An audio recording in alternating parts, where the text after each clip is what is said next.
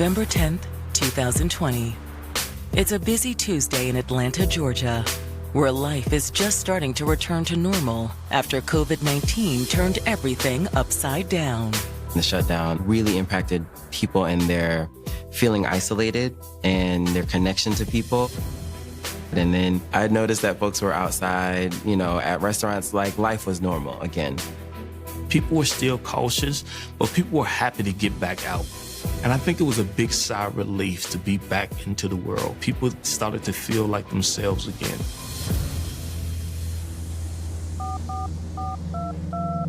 But that afternoon, things still feel far from normal for Tracy Brock. Tracy's kind of worried about her mom. Tracy, who lives in Indiana, speaks to her mom, Shawn Macklin, in Atlanta almost every day. I've been trying to reach you all weekend. She considered her mom kind of like her best friend. And now here we are in the pandemic, in the midst of it. She doesn't know what's happening. She can't get in touch with her mom. Call me. Love you. It's now been 5 days since they last spoke. Tracy is concerned, so she calls and asks the police to go by there to do a welfare check. Atlanta non-emergency, how can I help you? Hello. I'm calling to request a welfare check on my mom. She has a broken foot. Her mother had just hurt her foot, so she had a boot on her leg. Tracy was concerned, had her mother fallen and couldn't get up. I'm just worried.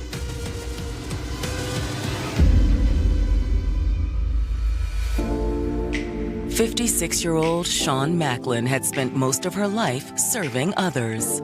Shawn was a compassionate person. She worked in healthcare. She dedicated her life in a field where she could help others.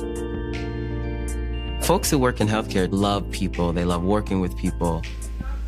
But Shawn's greatest love was her daughter.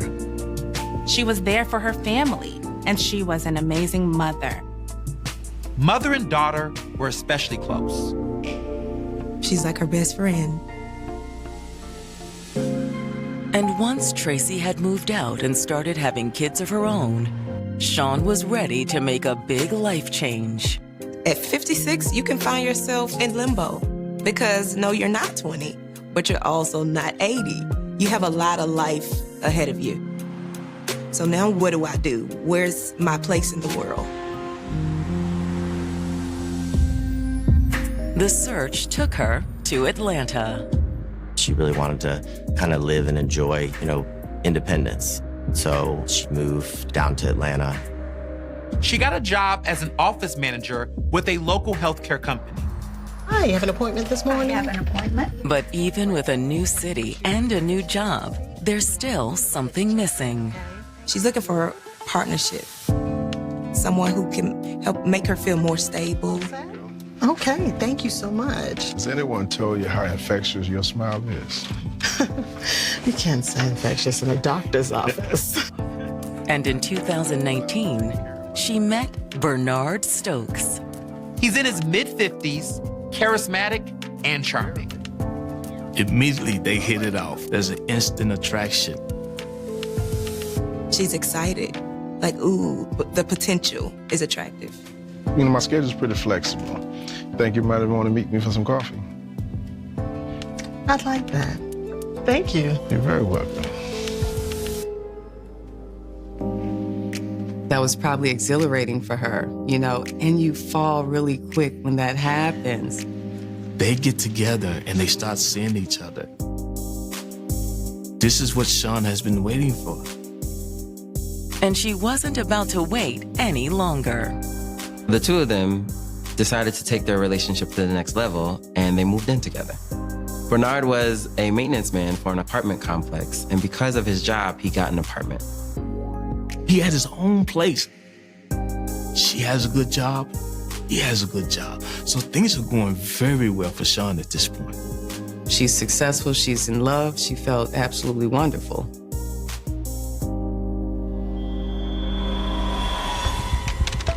Okay. But now Shawn's daughter has called the Atlanta police, worried about her mother. When she called, she said that they usually talk every single day and she hadn't heard from her in like 5 days. I'm afraid she might have fallen. Her mother had recently fractured her foot and was wearing a boot on her leg. With this boot on her foot, it's probably more challenging to move. Her daughter said she would have checked on Sean in person, but she lives out of state. And with the pandemic still a threat, her travel options are limited. In November of 2020, even though the pandemic was kind of settling down, we were still in limbo in Atlanta. People were still dying because of COVID. It was still a very, very serious disease. Not being able to see loved ones, not being able to see friends. That whole social dynamic really caused people some stress and anxiety. No problem. We'll get someone right over there. Thank you. A welfare check is basically 911 dispatcher would dispatch an officer out to a location, and the officer would basically knock to see if someone comes to the door. They may walk around, look in windows, looking for any reason for concern. When the officer gets to Sean's apartment, someone answers his knock. A man in his 50s opens the door. It's Sean's boyfriend, Bernard. You hear about Sean? He expresses that he's worried about her. He hasn't seen her since she left for work 4 days ago.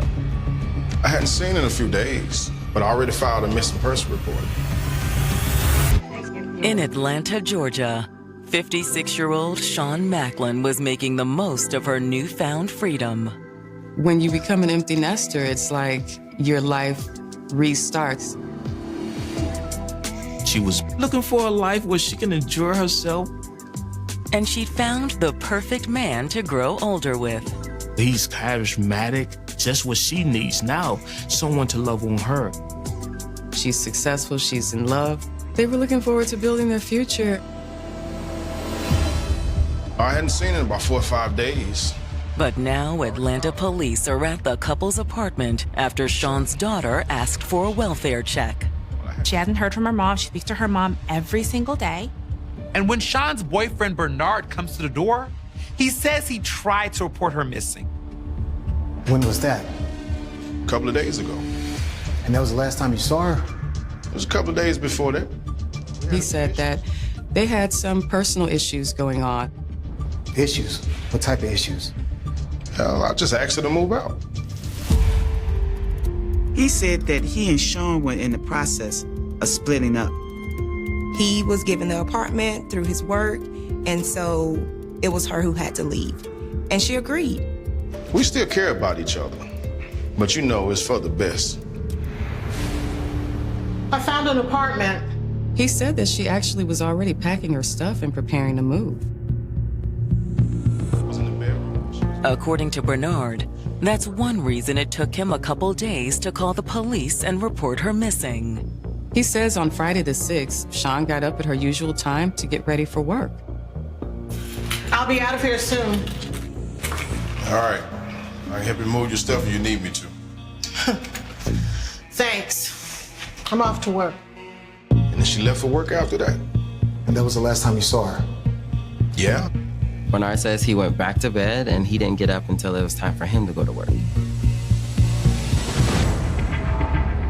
But he says that when he got home, Sean wasn't there.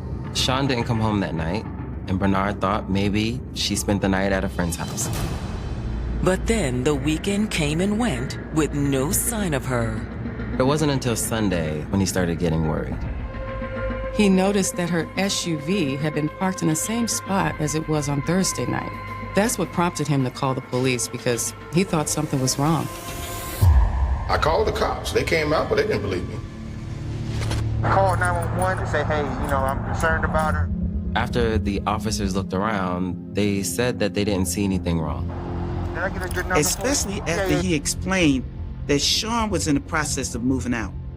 But the officer conducting the welfare check isn't as willing to let things go. After all, Bernard wasn't the only one who hadn't heard from her. Had you tried contacting her daughter?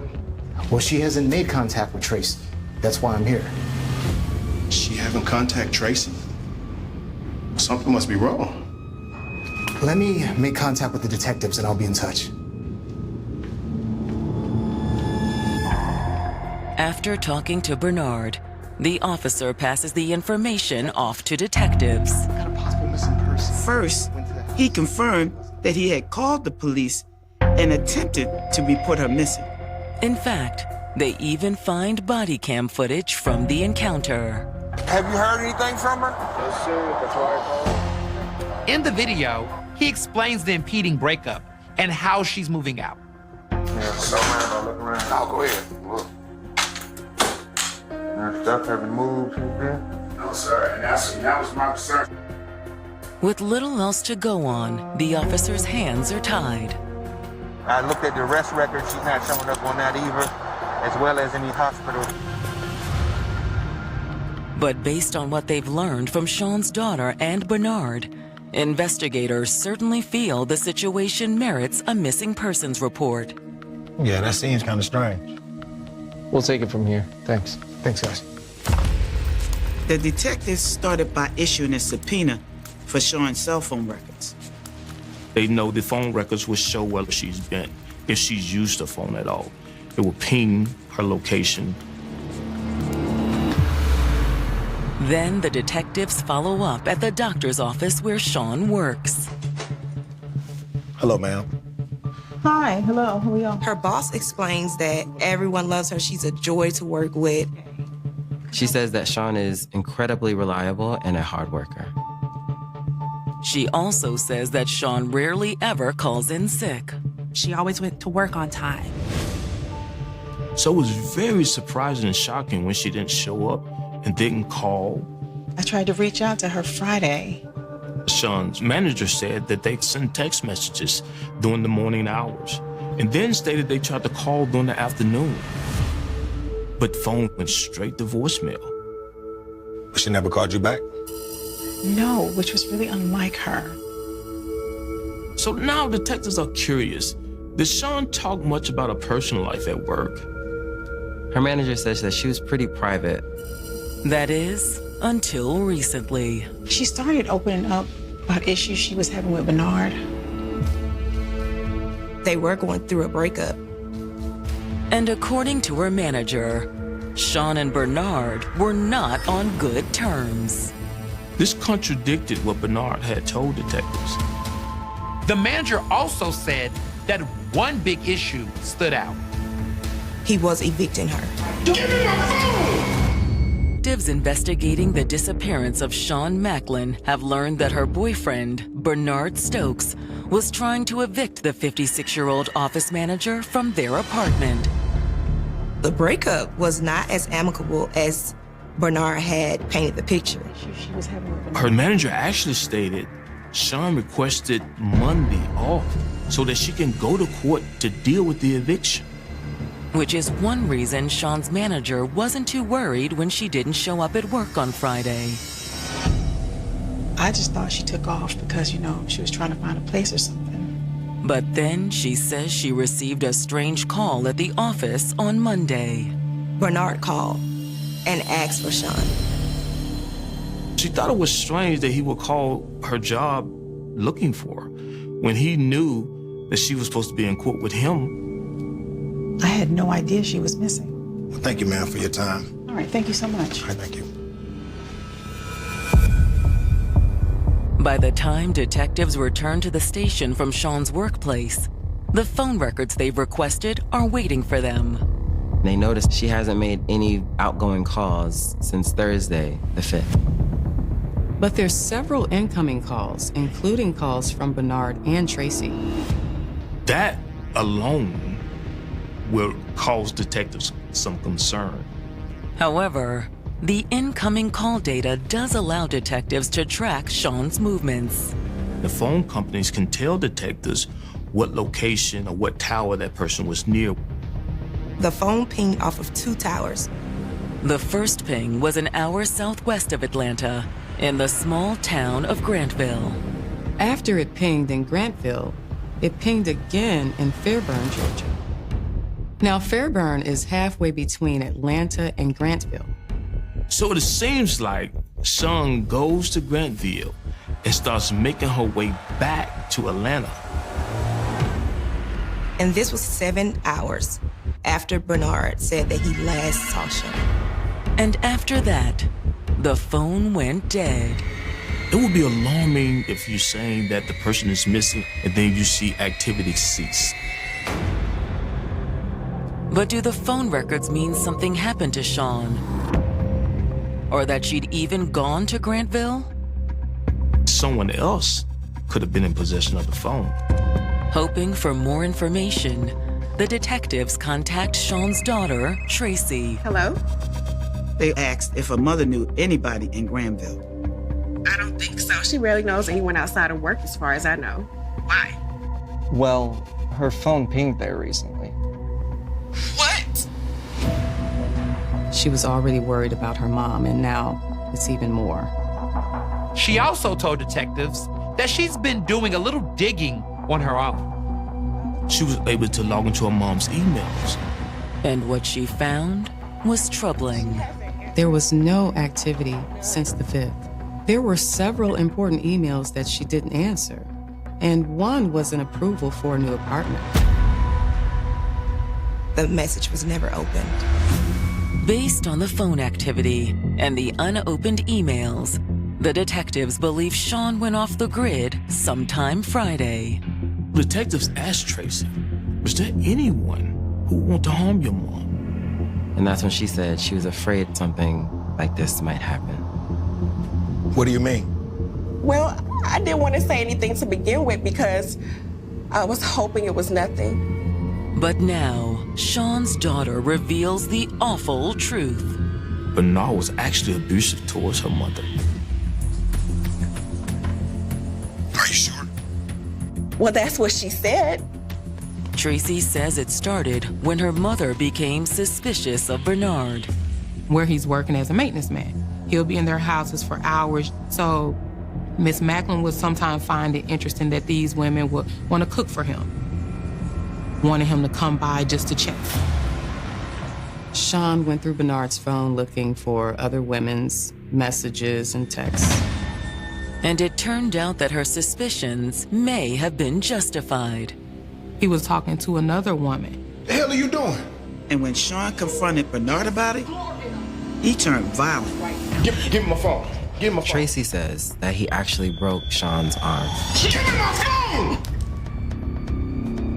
And allegedly, the boot that she had on her foot was also because of him. Did you ever witness him being violent? No. Have you ever heard him threaten her? Not exactly. But Tracy does say that her mother was growing increasingly afraid of Bernard. She even took out a life insurance policy. Tracy also said that her mother obtained a carry permit and got a gun. According to her daughter, that's why she'd started looking for a new place. But she didn't want to leave before having somewhere else to go. I told her just to get out, go to a shelter if she have to. But she said she would be okay. So at this point, Tracy is afraid that Bernard really harmed her mom. The detectives are starting to think so too. All right. Well, thank you so much. We'll be in touch. When they look into his background, they realize that there had been domestic calls made several times to the apartment. Now, when police were called to come to Sean's and Bernard's house, they were all verbal arguments. There isn't any evidence of physical abuse, including the injuries that Tracy claims her mom sustained. But does that mean that what Sean told her daughter isn't true? Domestic violence happens behind closed doors and not always is reported. And in instances where the police will come, nothing will happen because the abuser is so good at hiding and disguising what is actually going on. However, there are some things that Bernard can't hide from the detectives. He has a litany of charges. But what is most shocking is that in 1992, he was convicted of murder.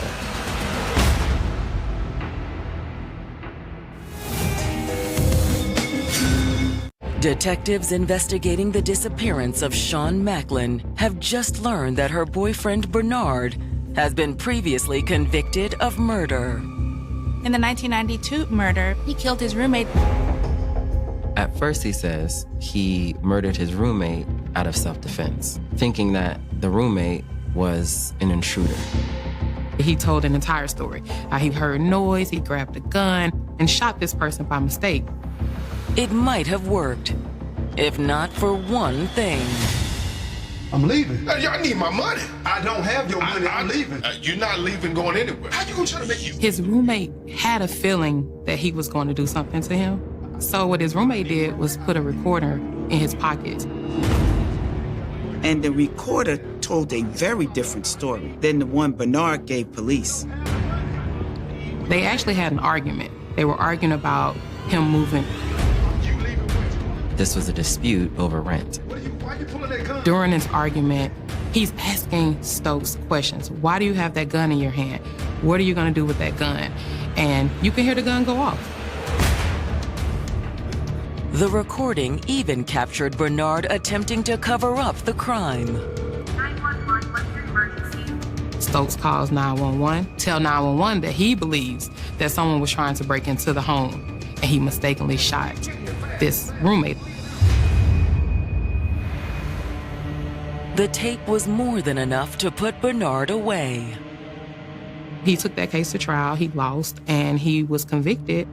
He served more than 20 years in prison before being released on parole. And now that Shawn is missing, the detectives wonder if Bernard is making a second attempt at getting away with murder. When he was caught the first time, he had all these years to kind of think about the mistakes that he had made.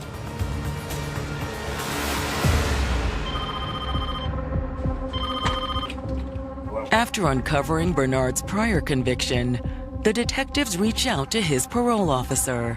His PO says that since he's been released, he has been mild-mannered and he's trying to get his life together. The parole officer also says that Shawn knew about his past.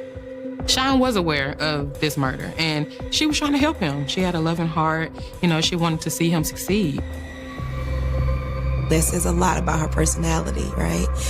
She may have just believed in him, or maybe she wanted really to believe in love that bad to where she would kind of look past even murder. But had her faith in Bernard ended up costing Shawn her life? Just because Bernard's parole officer speaks highly of him does not mean that he would not kill again. Hoping to find out, the detectives head to Bernard's apartment with a search warrant. How's it going? We got a warrant to search your apartment. When detectives confront Bernard, he doesn't shy away from his criminal background, nor does he shy away from the domestic calls. But he does say that Shawn was the instigator. She's jealous, she's controlling. She even tried to call my kid's mom and threaten her. It was crazy. He definitely tried to make himself into the victim. According to Bernard, that's why they were splitting up. He said he just got tired of Shawn's jealousy. He just wanted her to leave. And when she tried to stall it, she said she had to wait till she get her place. That's why he had no choice but to file the eviction. The detectives have their doubts, though. Eviction wasn't the only way to get rid of Shawn. So she just left. Yeah. And I'm not lying about her. Look here. He tells detectives he has a video, and you can see how Shawn was. He actually recorded the last argument they had. The video is only a few seconds long, but you can hear Shawn yelling at Bernard from the bathroom. I don't give a damn. Shit, that's what I'm saying. You do them, but take it out on me. I ain't taking nothing out on you. I won't take your life out on you. It's your life. You do. And Bernard explains that this is a clear indication that she was alive and well the morning of her disappearance. He says this happened moments before she left for work. But is it the proof Bernard claims it is? And do you know where she went after she left? No? He told him it was none of his business since they were broken up. And he also says that he went back to sleep after she left for work on Friday morning. And he didn't leave the apartment until it was time for him to go to work, which was around 8 a.m. That's what Bernard claims, but the detectives aren't willing to take his word for it. Well, we're gonna take a look around. Hang tight. And since they have a search warrant, there's nothing he can do to stop them from looking around. They also luminol the apartment. Luminol is a chemical that can reveal where someone has cleaned up bloodstains. At first, the results are disappointing. That's until they get to the bathroom. And when we luminol the bathroom, you can see blood. Lynn's disappearance have just found evidence of blood in the apartment she shared with her boyfriend, Bernard Stokes. Luminol reveals that there is splatters of blood in the bathroom. You can see blood smears on the bathroom handle, the bathroom sink, and also on the floor. There's also blood on the molding and a comb on the counter. It's not enough to prove that anyone was killed in the bathroom, but it is quite suspicious. Hey, Bernard. When detectives ask Bernard about the blood, he says he has no idea how it got there. However, given all they knew about Bernard's criminal past and his alleged abuse of Sean, the detectives didn't believe him. All right, we're gonna have you come down to the precinct for some more questions. We'll meet you down there. It's fine. But before they head back to the station, the detectives stop by the apartment complex's management office. They want to see the surveillance video, the hours surrounding Sean's disappearance. When they review the video, they get the first evidence that Bernard is lying. First of all, they're able to see Sean the evening before her disappearance.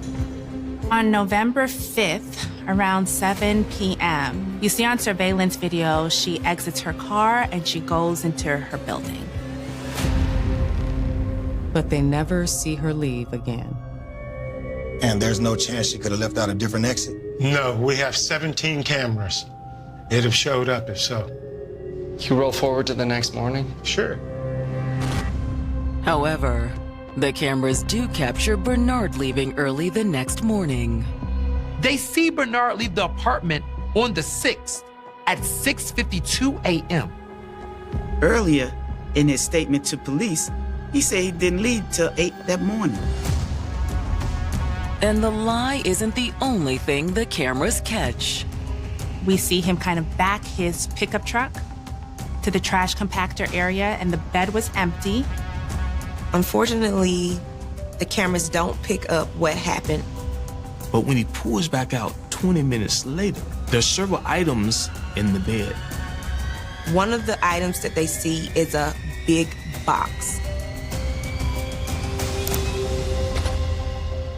Where did this box come from? And why does he have it? For detectives, the answer is simple. Her body was in that box. In his hallway, there's no cameras that lead to the compactor where we believe he drug her body before he backed his truck in and picked the body up and put it in the truck. Bernard then leaves the complex and doesn't return until 4:30 that afternoon. And guess what's missing from the truck? That big box. And when he gets out of the truck, Bernard is also wearing different clothes than he had on when he left. So where did he go for 7 hours? What happened to the stuff in the bed of his truck? And why is he wearing different clothing? Detectives believe there may be a way to answer at least some of those questions.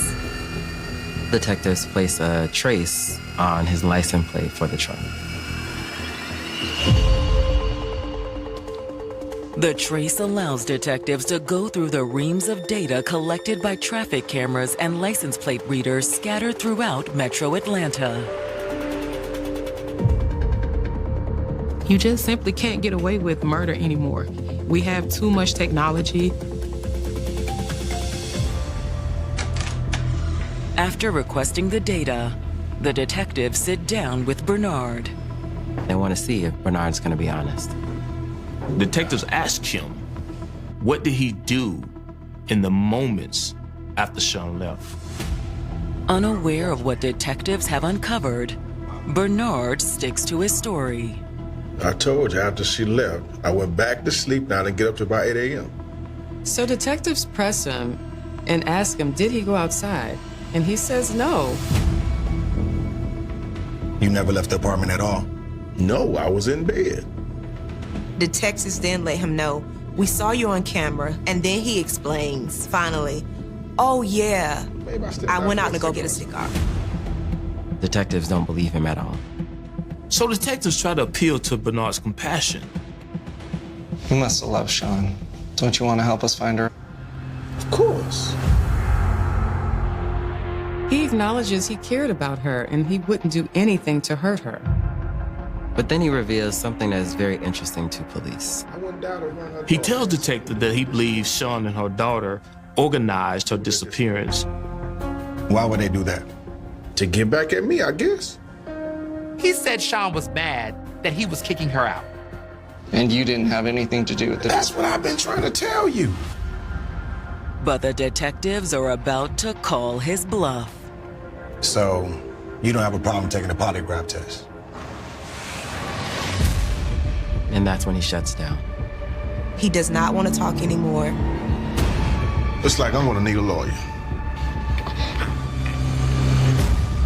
Suspected of killing his missing girlfriend, Sean Macklin, 57-year-old Bernard Stokes is now refusing to say more to detectives without an attorney. He stopped talking as soon as the detective suggested that he take a polygraph. It's enough to convince the detectives that he's lying. We know that they were going through problems. She was leaving him. And so as we know, an indicator of homicide is when the victim of the domestic violence finally decides to leave. However, something is still missing. You have a murder case without a body. Which is why the detectives had high hopes for the license plate recognition data. And when they receive the results of the trace, they get a clear picture of where Bernard went the morning Sean disappeared. Bernard left Atlanta and headed to Grantville. Exactly where Sean's phone pinged. 2 hours later, he was recorded in College Park, a few miles from where Sean's phone last pinged. Then they pick up his truck in Riverdale at a store. Through surveillance, we watch him buy new men's clothes, going into the men's bathroom, changing those clothes from the clothes that he had on from when he left the apartment, and then throwing those clothes into the dumpster. But unfortunately, even with a detailed plot of Bernard's movements that day, detectives still come up short. They never found her body. Other than the hits of following him through the course of him driving throughout Georgia, we don't know what he did. That is something that's still a mystery to us. Bernard, stand up. Despite that, the detectives place Bernard under arrest for murder. Phone data, the license plate, the blood in the bathroom, and the surveillance video was enough evidence to make a good case. But without Sean's body, will it be enough for a conviction when Bernard goes on trial in October of 2023? These cases are often very hard to prosecute. That's a very difficult climb because you have jurors wondering, do you really know if this person is dead or not? I'll be out of here soon. When they lay out their case, the prosecutors contend that Bernard and Sean got into an argument because she was leaving him. She got approved for her apartment the day that we believe this disagreement happened.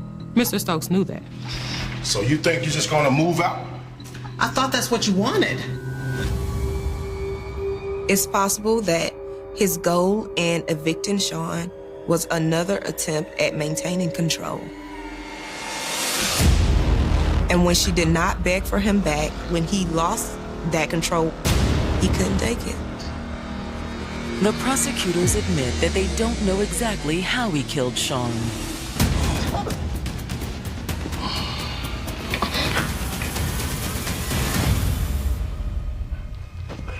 But they argue that her body was in the box Bernard hauled away from his apartment the morning she disappeared. The prosecution also argues that Bernard only reported Sean missing to cover his tracks. In addition, and this is how sneaky he was, he actually called Miss Macklin's phone and left voicemails on her phone to cover it up. You coming home tonight or what? It's late. When it's the defense's turn, Bernard says that he'd been just as desperate to find Sean as anyone. Bernard maintained his innocence throughout the trial. But Bernard's claims make little impression on the jury. Even without a body, the jury believes that the evidence is sufficient to convict Bernard. He didn't think that people would take all the steps necessary that would be required to prove him guilty of murder. And, we did. He was sentenced to life without the possibility of parole.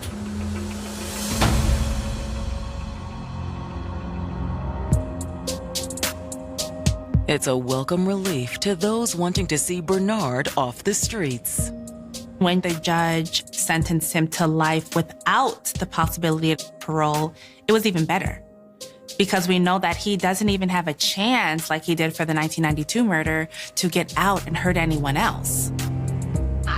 But the prosecutors also see Sean's story as a warning to others. Something that stuck with me in this case was that she stayed because she wanted to wait until she was secure enough to leave. I wish she had left.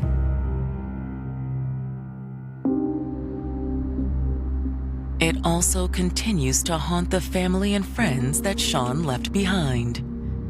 It's challenging because they never found the body. When we're thinking about grief and we're thinking about closure, without having a body, having a memorial, it doesn't allow you to process your emotional experiences.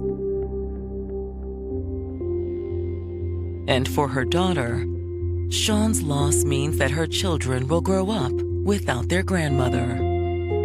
Grief is tricky. It'll sneak up on you when you least expect it. So when grief comes out of nowhere, you flow with it. You process it. Find the different tools to help you connect to the loved one, to the memories.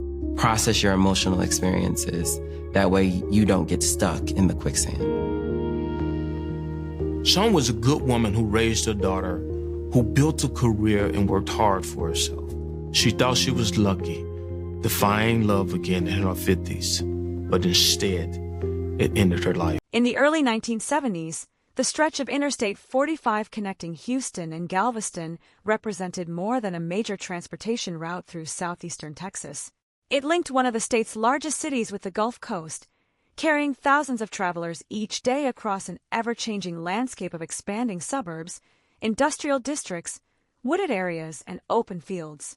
Communities along the highway continued to grow as Texas experienced economic development and population increases, bringing new neighborhoods, businesses, and opportunities to the region. The interstate itself became a symbol of movement, connecting families, workers, students, and visitors who travel between cities for countless ordinary reasons. Yet beyond the pavement and the steady rhythm of traffic lay isolated rural spaces that remained largely untouched by rapid urban expansion. Dirt roads disappeared into thick vegetation, open fields stretched beyond the view of passing motorists, and quiet patches of land existed only a short distance from one of the busiest highways in the state. Few people passing through the corridor could have imagined that these seemingly unremarkable landscapes would one day become associated with one of the most unsettling criminal investigations in Texas history. At first, there was no obvious reason to believe that anything extraordinary was unfolding. Individual disappearances, tragic as they were, did not immediately suggest the existence of a broader pattern. Families reported missing daughters, relatives searched for answers, and local law enforcement agencies began investigations based on the circumstances surrounding each individual case. Every disappearance appeared to stand on its own, separated by time, location, and the limited information available at the outset. Without clear connections linking one victim to another, investigators faced each report as an isolated event, focusing on the immediate evidence available while hoping that new information would emerge. As the years progressed, however, similar reports continued to appear. Women and teenage girls disappeared under different circumstances, yet the growing number of cases gradually attracted greater attention. Each missing person represented an individual life interrupted without explanation, leaving families confronted by uncertainty rather than closure. The absence of immediate answers often became the most painful reality. Without confirmed evidence explaining what had happened, those left behind could only wait as investigators pursued every available lead. The passage of time complicated these investigations in ways that were impossible to ignore. Memories faded, witnesses became more difficult to locate, and physical evidence often became harder to recover or preserve. Each new disappearance added another unanswered question, while earlier cases remained unresolved. Investigators continued to examine every report individually, but the accumulation of unsolved cases slowly began to alter the broader picture.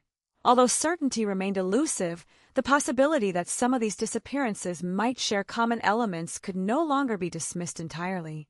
The Interstate 45 corridor itself presented unique challenges. Extending between Houston and Galveston, it crossed multiple jurisdictions, requiring different law enforcement agencies to manage incidents occurring within their respective areas. Information moved through established investigative channels, yet coordinating cases that unfolded across different locations and over many years remained inherently complex. At the beginning of the 1970s, no one possessed the benefit of hindsight. Detectives could only evaluate the evidence immediately before them, without knowing how future discoveries might reshape their understanding of earlier investigations. Meanwhile, daily life continued uninterrupted for most residents. Traffic flowed along the interstate. Businesses opened each morning. Schools welcomed students, and families followed familiar routines. The ordinary rhythm of the region stood in stark contrast to the uncertainty experienced by those whose loved ones had disappeared. For the broader public, many individual cases received attention only within their local communities. Without an obvious thread connecting them, each investigation risked fading from public focus as newer events demanded attention elsewhere. Yet investigators rarely view cases in isolation forever. As additional reports accumulated, questions naturally arose regarding similarities in geography, chronology, and victim profiles. The disappearances involving women and teenage girls gradually formed a pattern that demanded closer examination. While the available evidence remained limited, the repeated emergence of comparable cases encouraged authorities to look beyond individual investigations and consider whether a larger explanation might exist. The landscape surrounding Interstate 45 played an increasingly significant role in those emerging questions. The highway served as a corridor connecting urban centers, but only a short distance away lay undeveloped areas that received little regular attention. Dense vegetation, isolated roads, and expansive fields created environments where discoveries could remain unnoticed for extended periods. Such locations did not immediately reveal their significance. They existed quietly, alongside the movement of modern life, almost invisible to those who had no reason to leave the main roadway. Over time, one particular area would begin to stand apart from countless other rural locations in southeastern Texas. Calder Road, situated near remote fields away from the constant flow of interstate traffic, would eventually become known for reasons no community ever wishes to experience. What initially appeared to be an ordinary rural road gradually entered investigative records as multiple victims were discovered in the surrounding area. Each discovery deepened the sense that investigators were confronting something more complex than isolated disappearances. The significance of Calder Road did not emerge through a single event. Instead, it developed gradually as additional cases accumulated over many years. Each new discovery prompted investigators to revisit earlier files, comparing dates, locations, and available evidence. Questions that once seemed unrelated began to intersect geographically. The same general area appeared repeatedly within investigative records, encouraging authorities to examine whether coincidence alone could adequately explain what they were observing. For families of the victims, geography offered little comfort. Whether a disappearance occurred near Houston, Galveston, or elsewhere along the Interstate 45 corridor, the central question remained painfully consistent: what had happened to their loved one? Every unanswered investigation prolonged uncertainty, transforming ordinary calendars into years measured not by holidays or milestones, but by anniversaries without resolution. As one case remained open, another emerged, extending the growing list of unresolved disappearances. The challenge confronting investigators became increasingly apparent. Individual cases contained limited evidence, and many years often separated one disappearance from another. Even when geographic similarities existed, establishing definitive investigative links required more than proximity alone. Law enforcement agencies continued examining numerous possibilities, pursuing suspects whenever evidence justified further scrutiny. Yet despite sustained efforts over decades, definitive answers proved remarkably difficult to obtain. As additional victims were discovered in the remote fields surrounding Calder Road, the emerging pattern became more difficult to overlook. The area itself acquired a growing reputation within investigative circles, not because it offered immediate solutions, but because it repeatedly appeared in connection with unresolved tragedies. What had once seemed like isolated locations on a map gradually became part of a broader landscape associated with multiple investigations involving missing women and teenage girls. The developing picture remained incomplete. Investigators could observe recurring elements, yet the evidence available during the early stages did not provide simple explanations. Each discovery answered one question while creating many more. Finding victims clarified the tragic outcome of individual disappearances, but it did not necessarily identify those responsible or explain whether separate cases shared common origins. Every new investigation required balancing the known facts against countless remaining uncertainties. Years passed, and the number of known victims associated with the broader area continued to grow. Eventually, more than 30 victims would be considered connected to what became known as the Texas killing fields. That figure reflected not a single criminal incident, but a prolonged series of investigations extending across decades. The scale alone distinguished the area from ordinary criminal cases, demanding sustained attention from law enforcement despite the extraordinary difficulties involved. The growing body of evidence forced investigators to reconsider earlier assumptions. Cases once handled independently now warranted comparison with one another. Geographic proximity, recurring disappearances involving women and teenage girls, and repeated discoveries near Calder Road collectively suggested that investigators might not be confronting unrelated tragedies after all. Although definitive conclusions remained beyond reach, the possibility of a long-running series became increasingly difficult to dismiss. That realization marked a turning point in the investigation's history. The focus shifted from isolated missing person reports toward a broader examination of recurring events unfolding along the Interstate 45 corridor. Detectives recognized that understanding any single case might ultimately require understanding many others. Files that had once occupied separate shelves gradually became interconnected pieces of a much larger investigative puzzle. Even then, certainty remained elusive. Numerous suspects would eventually be investigated over the following decades, and many questions would persist despite persistent efforts by law enforcement.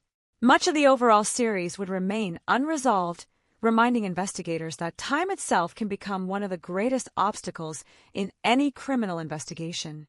Yet before those later developments, before advances in forensic science and renewed investigative efforts, one fundamental realization had already emerged from the evidence available during those early years. The disappearances were no longer viewed simply as unrelated tragedies scattered across southeastern Texas. The repeated discoveries near Calder Road, the growing number of missing women and teenage girls, and the shared geography of the Interstate 45 corridor had transformed the investigation into something far larger than anyone had first imagined. Investigators were no longer asking whether individual cases deserved attention. They were beginning to confront the possibility that they had been witnessing the unfolding of a long-running series whose full scope had yet to be understood. The realization that investigators might be confronting a long-running series rather than isolated disappearances fundamentally changed the way the Interstate 45 corridor was viewed. What had once appeared to be an ordinary route connecting Houston and Galveston gradually became associated with a growing collection of unresolved investigations. Each case represented an individual whose disappearance left behind unanswered questions, and together those cases began to shape one of the most enduring mysteries in Texas. Yet before examining the investigation itself, it is important to remember what stood at the center of every file. These were not simply case numbers or entries in law enforcement archives. They were women and teenage girls whose lives ended before their stories could be completed. The verified information available about the victims is limited in its detail, but it establishes an important pattern. Over the course of several decades, beginning in the early 1970s, women and teenage girls disappeared along the Interstate 45 corridor between Houston and Galveston. As investigations continued and additional discoveries were made, more than 30 victims came to be associated with what became known as the Texas killing fields. Although each victim had an individual identity and unique life circumstances, the broader pattern that emerged was defined by this recurring victim profile. Rather than focusing attention on those responsible, the historical record emphasizes the repeated loss experienced by families and communities throughout southeastern Texas. Every disappearance began with an absence. Someone who had been expected to return home did not arrive. Someone whose daily routine had once seemed ordinary suddenly became the subject of urgent concern. Families who initially hoped that a loved one might simply be delayed soon found themselves entering a far different reality, one defined by uncertainty instead of reassurance. In missing person investigations, the earliest hours often carry tremendous significance, yet they are also filled with questions rather than answers. Relatives search familiar places, contact friends, and wait for information that may or may not come. Investigators begin collecting available facts while recognizing that the complete picture rarely appears immediately. As similar disappearances accumulated across the years, the emotional burden extended far beyond individual households. Communities along the Interstate 45 corridor increasingly understood that these incidents were not isolated tragedies confined to a single neighborhood or jurisdiction. Instead, the disappearances affected multiple communities connected by geography but separated by distance and time. Each report carried its own circumstances, yet together they contributed to an atmosphere in which uncertainty gradually became part of the region's history. The physical setting surrounding Interstate 45 played a central role in shaping that history. Stretching between Houston and Galveston, the highway crossed areas undergoing steady development while also passing through landscapes that remained largely rural.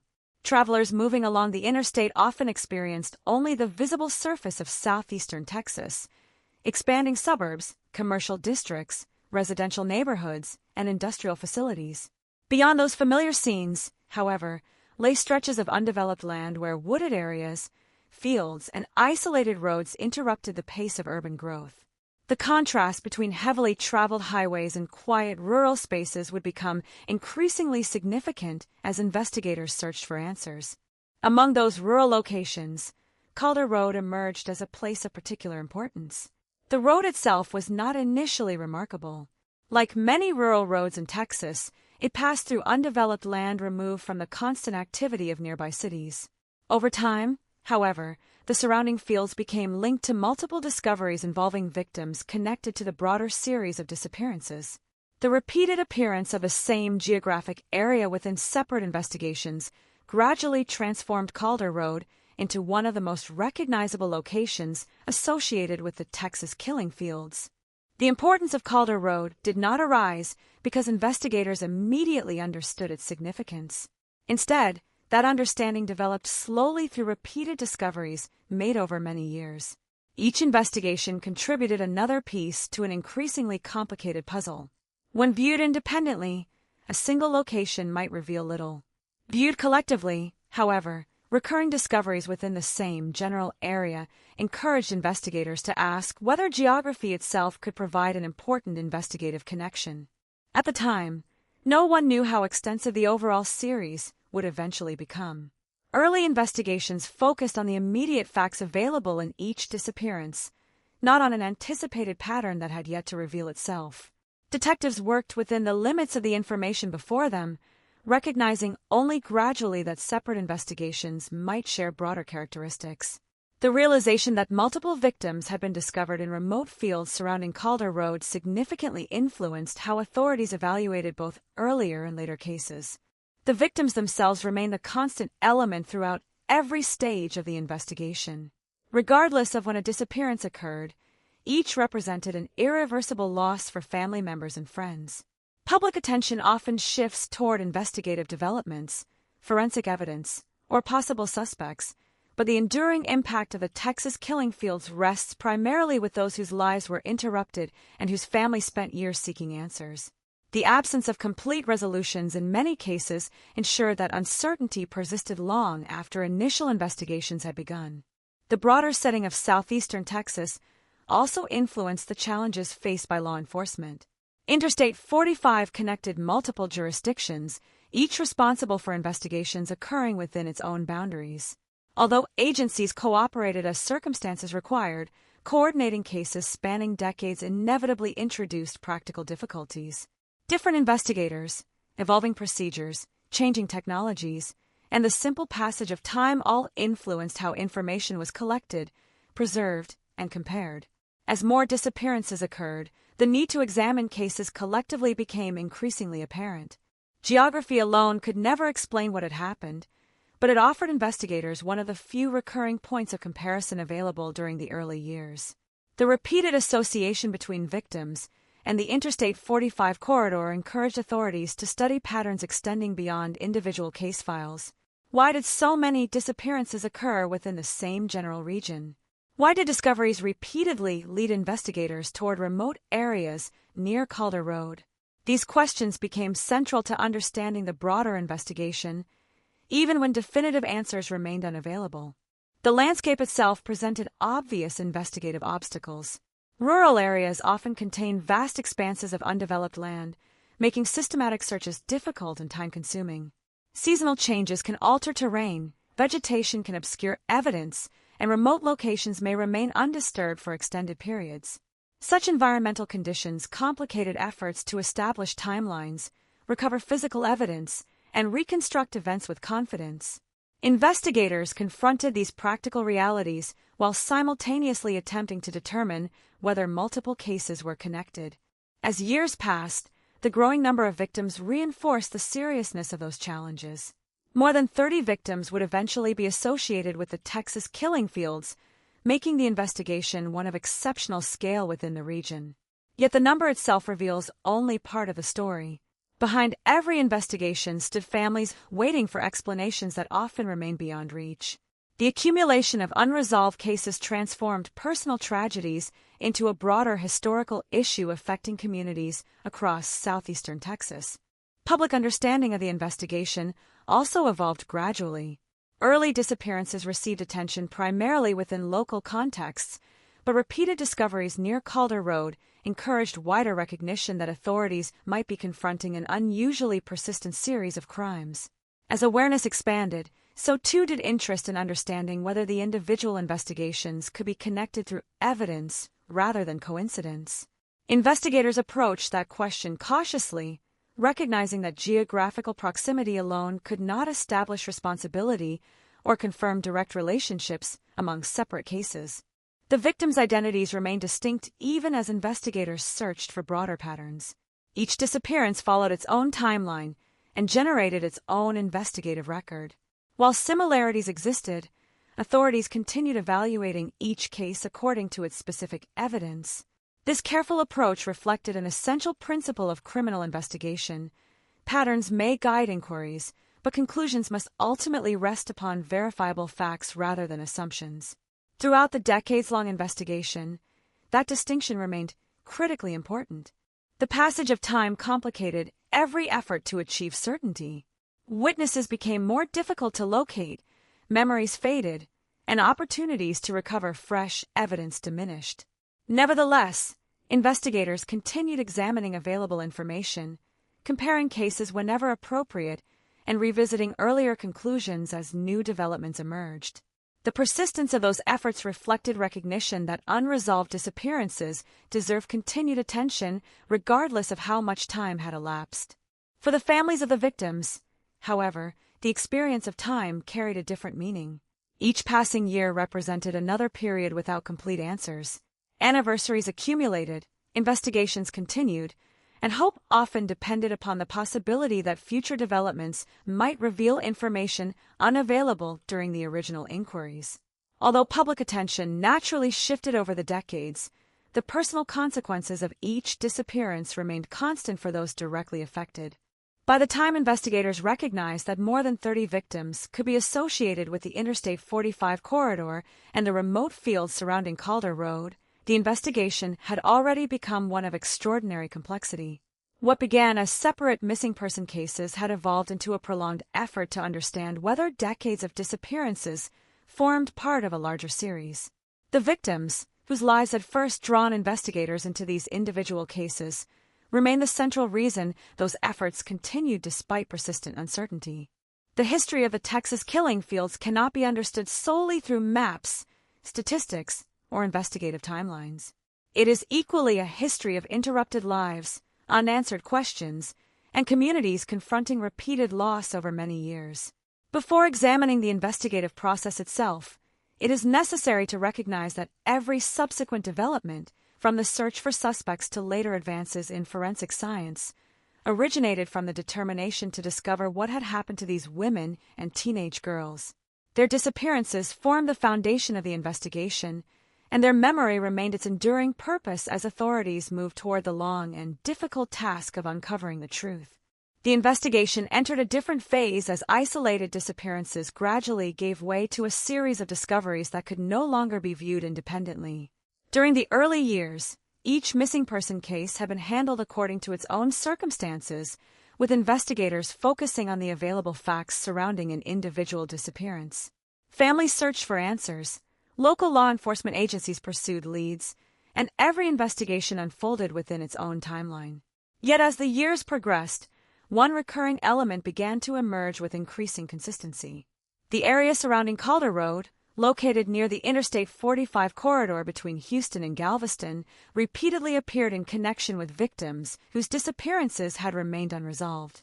That geographical repetition did not immediately explain what had happened, but it fundamentally altered the direction of the investigation. The discoveries made near Calder Road did not occur all at once. They unfolded over an extended period, separated by months and years rather than days or weeks. Each discovery represented the conclusion of one search while simultaneously opening new investigative questions. When investigators located a victim, one uncertainty was resolved: the missing person investigation had reached a tragic outcome. However, the far more difficult questions remained unanswered. Who was responsible? Were the circumstances connected to earlier cases? Was this another isolated incident, or had investigators uncovered evidence of a broader pattern that extended beyond a single crime? Initially, there was little reason to assume that separate discoveries shared a common explanation. Criminal investigations rely on evidence rather than appearances, and geographic proximity alone cannot establish a relationship between independent events. Detectives therefore approached each case carefully, documenting the available facts and evaluating them according to established investigative procedures. Every discovery generated its own examination, and every investigation required its own assessment of the evidence. At that stage, certainty remained impossible because the available information did not yet reveal the larger picture. As additional victims were discovered in the fields surrounding Calder Road, however, investigators could not ignore the growing concentration of cases within the same general area. What had first appeared to be an isolated rural location gradually became one of the most significant geographical references in multiple investigations. Maps that once displayed separate incidents now revealed repeated points of interest clustered near the same stretch of undeveloped land. Detectives recognized that geography alone could not solve the cases, but it offered an important avenue for comparison that deserved closer examination. The rural character of Calder Road contributed to both the difficulty of the investigation and the significance of each discovery. Unlike densely populated urban neighborhoods, The surrounding fields consisted of relatively isolated land removed from constant public activity. Such locations naturally presented challenges for investigators. Large areas required careful searches, environmental conditions changed over time, and opportunities to recover evidence often diminished as the years passed. Every discovery, therefore, demanded meticulous documentation, even when investigators understood that some questions might remain unanswered despite their efforts. At the same time, the Interstate 45 corridor continued to function as one of southeastern Texas's busiest transportation routes. Thousands of vehicles traveled between Houston and Galveston every day, connecting cities whose economic and social activity continued without interruption. The contrast between the heavily traveled highway and the quiet isolation of Calder Road became increasingly striking. Only a relatively short distance separated ordinary daily life from a location that investigators were beginning to associate with multiple unresolved tragedies. For most travelers, nothing about the surrounding landscape suggested its growing importance within one of Texas's most complicated criminal investigations. Each discovery encouraged investigators to revisit earlier files with renewed attention. Information collected years before was compared alongside more recent evidence in an effort to identify recurring characteristics. Detectives examined timelines, reviewed geographical information, and considered whether separate investigations might intersect in meaningful ways. The process required patience because every comparison had to be supported by verifiable facts rather than assumptions. Investigators understood that identifying genuine connections demanded caution, particularly when cases extended across many years. The growing number of discoveries near Calder Road gradually influenced the broader understanding of the Interstate 45 disappearances. Instead of viewing each case exclusively through the circumstances of an individual victim, authorities increasingly considered whether the repeated use of the same general location reflected something more significant. The question was not whether every disappearance could automatically be linked together, but whether enough similarities existed to justify treating the broader pattern as a continuing investigative concern. As this possibility gained attention, the scale of the challenge became increasingly apparent. The disappearances had occurred over decades rather than within a short period.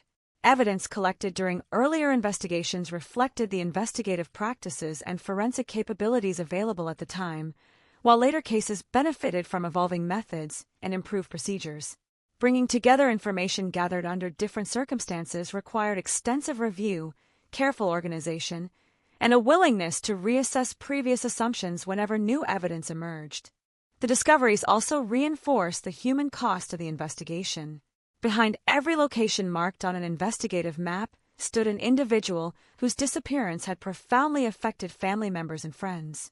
Although investigators necessarily focused on evidence, timelines, and geographic relationships, the purpose of those efforts remained constant, determining what had happened to the women and teenage girls whose lives had been interrupted. Every discovery represented not only an investigative development, but also a deeply personal tragedy for those awaiting answers. As more victims came to be associated with the area surrounding Calder Road, the location itself acquired increasing prominence within public discussions of the investigation. Over time, the broader series would become known as the Texas Killing Fields, a name derived from the repeated discoveries made in those remote fields. The designation reflected geography rather than a single criminal event. It described an area connected to multiple investigations spanning decades, not one isolated incident with a clearly defined beginning and end. Even with that growing recognition, investigators remained careful not to draw conclusions unsupported by evidence. Geographic concentration alone could not establish responsibility, identify offenders, or explain whether every discovery formed part of the same series. Detectives therefore continued evaluating each case individually while simultaneously exploring broader investigative patterns.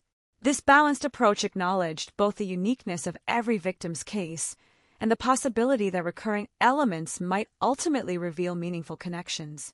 Throughout this period, uncertainty remained one of the defining features of the investigation. Every new discovery answered some questions while generating many others. Locating victims clarified the outcome of disappearances, but did not necessarily explain how or why those events had occurred. Investigators continued searching for evidence capable of establishing stronger links among cases, yet the passage of time complicated those efforts. Physical evidence can deteriorate, memories become less precise, and opportunities to recover new information often diminish with each passing year. Despite those obstacles, the repeated discoveries near Calder Road fundamentally changed how authorities approached the broader investigation. Detectives increasingly recognized that understanding one case might require examining many others. Files that had once remained separate gradually became part of a larger analytical effort focused on identifying recurring geographical and investigative patterns. This shift did not eliminate uncertainty, but it expanded the scope of the inquiry far beyond the boundaries of individual missing person investigations. By this stage, the Interstate 45 corridor had become more than a geographical reference. It represented the common setting within which numerous disappearances involving women and teenage girls had occurred over several decades. Calder Road, once simply another rural road in southeastern Texas, had become one of the most significant locations within that broader landscape. The repeated discoveries there encouraged investigators to continue searching for explanations that extended beyond individual cases while remaining firmly grounded in the available evidence. As authorities reviewed the growing body of information, one reality became increasingly difficult to ignore. The investigation was no longer defined by isolated disappearances or independent discoveries. Instead, it had evolved into a prolonged effort to understand whether multiple tragedies shared underlying connections that had remained hidden during the early years. The repeated appearance of the same geographical area suggested that the answers investigators sought might lie not within a single case file, but within the careful comparison of many. That realization marked the true beginning of the long investigative process that would follow. Detectives now faced the formidable task of examining decades of disappearances, comparing evidence gathered under different circumstances, and determining whether recurring geographical patterns reflected coincidence or something far more significant. Numerous questions remained unanswered, and no simple explanation emerged from the available facts. Nevertheless, the discoveries near Calder Road had established one undeniable truth. The investigation had entered a new chapter in which the search for connections would become just as important as the search for individual answers, setting the stage for an inquiry that would continue across decades as authorities worked to understand the full scope of what had occurred along the Interstate 45 corridor. The recognition that multiple disappearances and discoveries might be connected transformed the investigation from a collection of individual case files into a far more demanding and complex inquiry. Detectives were no longer examining only the circumstances surrounding a single missing person. They now faced the possibility that events separated by years, and perhaps even decades, could share meaningful connections. Such a realization did not provide immediate answers. Instead, it expanded the scope of the investigation, requiring law enforcement agencies to compare information collected over long periods while remaining careful not to assume relationships that the available evidence could not support. Every conclusion would need to be based on verified facts, and every potential connection would have to withstand careful scrutiny. The first step in that process involved reviewing the existing investigations in greater detail. Each disappearance had originally been examined according to the circumstances known at the time. Investigators had gathered available information, documented evidence, interviewed relevant individuals, and pursued leads that appeared promising. Those efforts remained important, but they had largely been conducted within the boundaries of individual cases. As the broader pattern became more apparent, detectives returned to earlier files to determine whether previously overlooked similarities existed among them. This review demanded patience. Cases extending across many years rarely follow identical investigative paths. Different law enforcement personnel may have handled separate investigations, documentation methods may have evolved over time, and advances in forensic science had not yet transformed criminal investigations as they would in later decades. Detectives therefore approached the historical records carefully, recognizing that comparisons required consistency and accuracy. Every report, map, timeline, and investigative note became part of a larger effort to understand whether the disappearances shared characteristics beyond their geographic proximity. The Interstate 45 corridor itself remained one of the few constants throughout the investigation. Stretching between Houston and Galveston, It connected numerous communities, each with its own law enforcement responsibilities. Jurisdictional boundaries meant that individual agencies naturally focused on incidents occurring within their respective areas. While cooperation between agencies was possible and often necessary, coordinating investigations across multiple jurisdictions always introduced practical challenges. Information had to be exchanged efficiently, investigative priorities had to be aligned where appropriate, and detectives needed to ensure that important evidence from one case could be considered alongside developments in another. As investigators examined the growing collection of disappearances involving women and teenage girls, geography continued to play an increasingly significant role. The repeated appearance of Calder Road within multiple investigations encouraged detectives to ask whether that location represented more than coincidence. Maps displaying the various cases revealed recurring references to the same general area.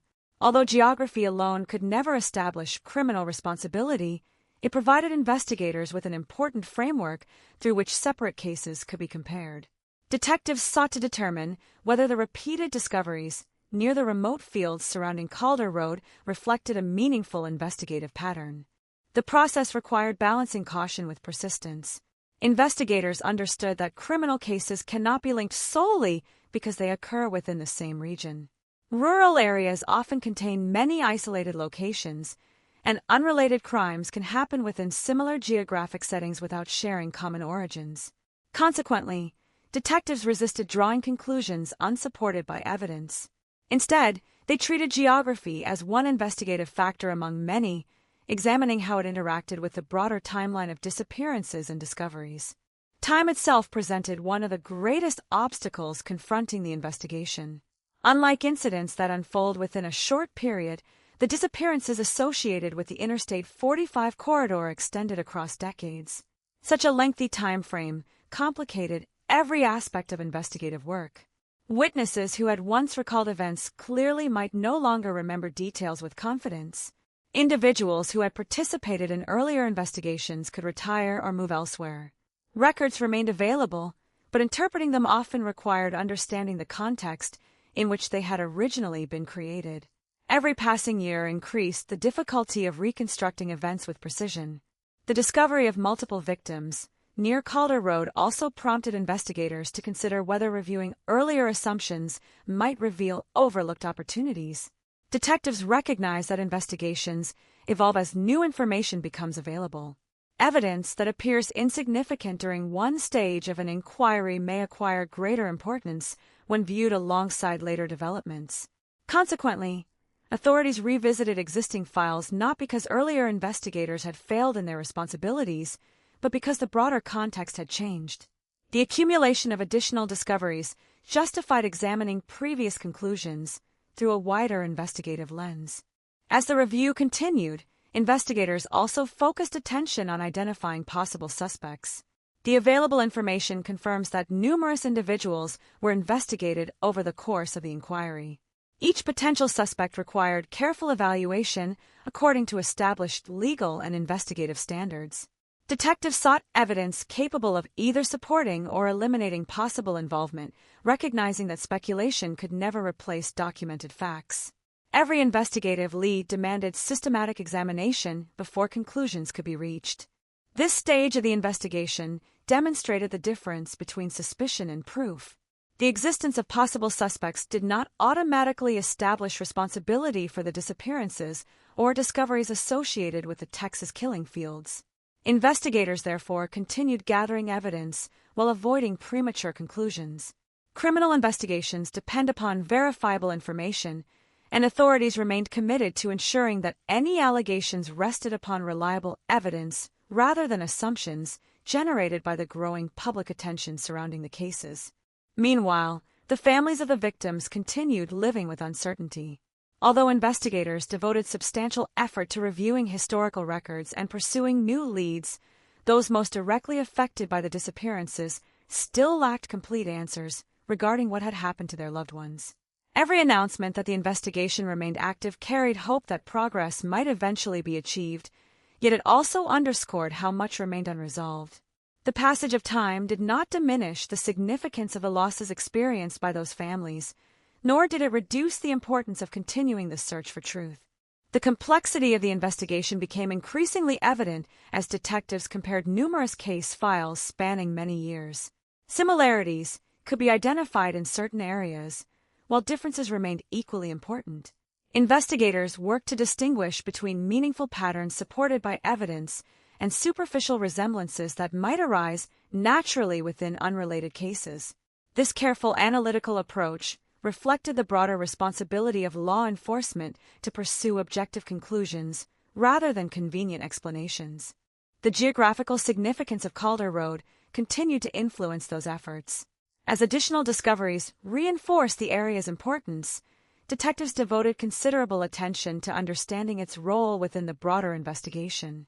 The repeated association between victims and the remote fields surrounding the road encouraged authorities to examine whether the location itself could provide investigative insights unavailable elsewhere. Although geography alone could not solve the cases, it remained one of the most consistent elements linking multiple investigations across decades. Throughout this period, investigators faced an unavoidable reality.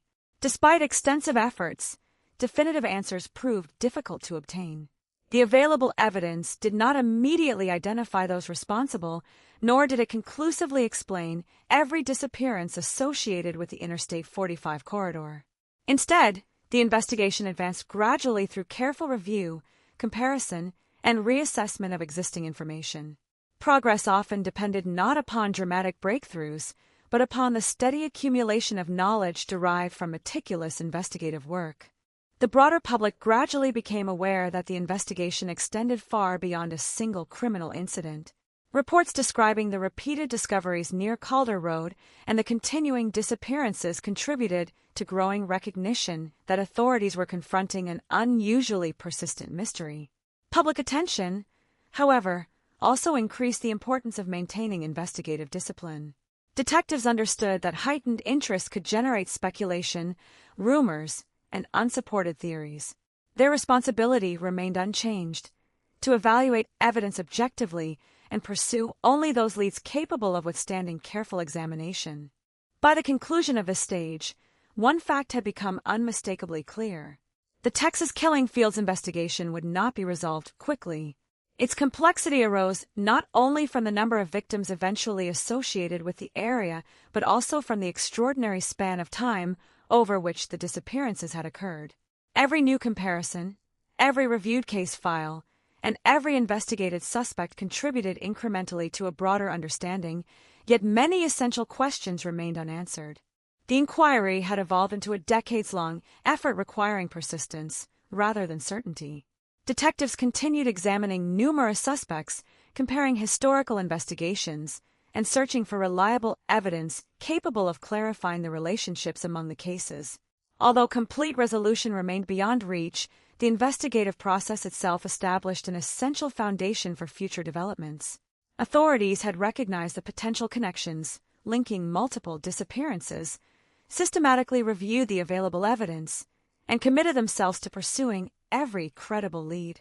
Those efforts would continue for many years, eventually intersecting with advances in forensic science that offered investigators new opportunities to revisit cases once believed impossible to solve. The investigation continued well beyond its earliest stages, gradually becoming one of the longest-running and most demanding criminal inquiries associated with the Interstate 45 corridor.